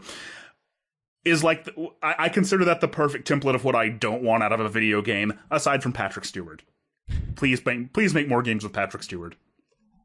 But what sets Breath of the Wild apart from something like that is that, like, in Oblivion, I would see something and I'd try to get there and I'd climb this mountain, and then you couldn't get up there. You couldn't move that way. You just slip down and you had to follow the path. Because Link can climb anything, and albeit he does have a stamina meter that can be upgraded over time, you can also... God, it's so hard to even give, like, an overview of this game's systems, because there's so many of them, and they link together. But they don't feel complex. They don't feel unnecessarily convoluted. It's just kind of hard to explain. Because this is all of its systems are things that you're going to get a handle on over the course of the first few hours. And then it's the way that it uses those systems and uses those abilities in different ways over the course of the game that really keeps you coming back. Because, like, 85 hours in, it was still surprising me with interesting new ways to use abilities that I'd gotten in the first 3 hours. Does that make sense? It does. Yeah, I mean, I can visualize it even if I don't necessarily understand it. So does that kind of... And also, like I said, you can... I don't know if you've heard about this. I don't consider... You said, let's get a bit into spoilers, but I don't really consider this too much of a spoiler. There's nothing stopping you. There's this little sort of tutorial... Well, not a little tutorial area. There's this whole plateau that you start the game out on. And this serves as your tutorial area, but like everything else in the game, like, you're just told, like, you could go here and you could do this, but there's no particular order you have to do it in. And there's different ways to conquer not the squirrel, but there's different ways to conquer those different set pieces. Like, you have to go, you need to travel up into the mountains where it's cold, but when you go up there, you start losing health because it's too cold. So I know there's at least like 2 or 3 different ways that you can get up there. Like, you can find some warmer clothing and you can do it that way. You can cook things with spicy peppers, which raise your cold resistance. And also your IBS. Mm-hmm. And different people do it in different ways, and that's sort of like, you make your own stories out of this game. Okay. But there's nothing stopping you as soon as you can get off that plateau from just running straight to Hyrule Castle and taking on Ganondorf with 3 hearts. with 3 hearts and a torch to fight to hit him with. Oh, well, I was honestly wondering that. Like, could you just dive in with reckless abandon? And you can. Yeah, and in fact, speedrunners are that's what speedrunners are doing already. Well, I was wondering how people were saying they already beat the game, like, after it had barely been out. And I was just like, wow, it must be a short game. No. Okay, that makes sense. Yeah, I mean, it's kind of as short as you want it to be. Like, I decided about halfway through what I was going to do before I went to Hyrule Castle. But there was still plenty of stuff that I could have done. There was still plenty of stuff that I could have found, and some upgrades I could have gotten. But I sort of cut it off at what I thought would be fun and appropriate for me as somebody who doesn't typically, like I said, like exploration for exploration's sake. See, as somebody who suffers from mild OCD, especially in the context of completing video games, I can already tell this game is going to be a nightmare for me because I am. Hyle, okay. There are these things called Korok seeds. Koroks were those little wooden leafy things from Wind Waker. Okay. They come back in this game. All over the freaking world, all over the map, there are locations where Koroks are hiding. Like, you might climb up a mountain and see a rock, and you pick up the rock, and a Korok's there. You might see, like, some statues somewhere, and there's apples in front of all but one of the statues. So you go over there and you drop an apple, and a Korok appears. Each Korok gives you something called a Korok seed, which is humorously implied to be their shit, by the way. Well, these little golden poops. You bring Korok seeds to this guy named Hetsu, who's this bigger version of a Korok, and for every certain amount you bring him, he upgrades your inventory. And across the map, there are 900 Korok seeds. So if you have OCD, this game's going to keep you very busy for a very long time. Yeah, I'm never actually going to beat it. It's just going to be then honestly, that's fine with me. Like this is the kind of thing I actually derive enjoyment from.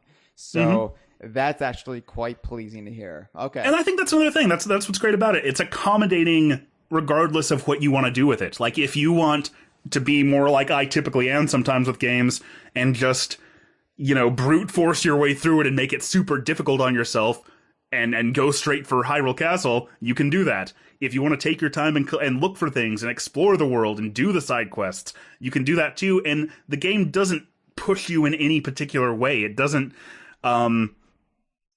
force you to go down a pre-made path. It lets you, like I said earlier, make your own stories. That's okay. That's really good to hear. Because and part of what I get worried about with games like this is, one, maybe getting lost and not, knowing what to do, or it being super obtuse, or progressing to a point I don't want to progress to yet. Like accidentally getting too far when I'm not ready to get that far, if that makes any sense. Because I'm somebody who likes to take their sweet ass time with a game. And I like to complete things in the order I want to complete them in, and I don't want to wall myself off from being able to do something I forgot to do. Right. So that sounds I mean, my God, I'm playing Pokemon Red right now, and I'm leveling, you're still on that? Yeah, I'm leveling up my Blastoise in the same patch of grass right outside of Pallet Town. That's all I've done in the game so far. But that makes me happy. Whereas when Pokemon Red came out on the 3DS last year, I took the opportunity to kind of learn how to speedrun it, and I probably beat it about 12 times. Yeah. And and that's the thing. Like, I am not a typical gamer, so the fact that we have a Zelda game that you can play in any way you want, that pleases me, and that sells the game for me. You just sold the game. You made me hyped for Breath of the Wild. And, despite what all the critics have said, all the praise it's gotten, you've done it to me. You did it to me with Metroid, and you did it with Breath of the Wild. So Thank you. Oh, you are most welcome. I hope it lives up to it. Well, I'll find out whenever they announce a Donkey Kong game. So, wrapping up for real, I want to thank you again for being on the show and giving me a taste of the Switch when I so far have no intention of getting one. And we'll see what E3 brings in a few months, because I fully anticipate there to be some big reveals at E3, including maybe what Retro is working on. If our sources were correct, what David Wise has been up to for Nintendo. Sure. So I'm not anticipating anything related to DK Vine being announced for the Switch, but you never know. So for more insights from Josh from Off of the Geek Critique, definitely check out the Geek Critique on YouTube, and you can find him at https://www.youtube.com/channel/capital U, capital C, X, lowercase g, lowercase x, for... You can also just go to geekcritique.org. That'll forward you there. I didn't know that. Yeah. I got business cards. I felt like I had to do that.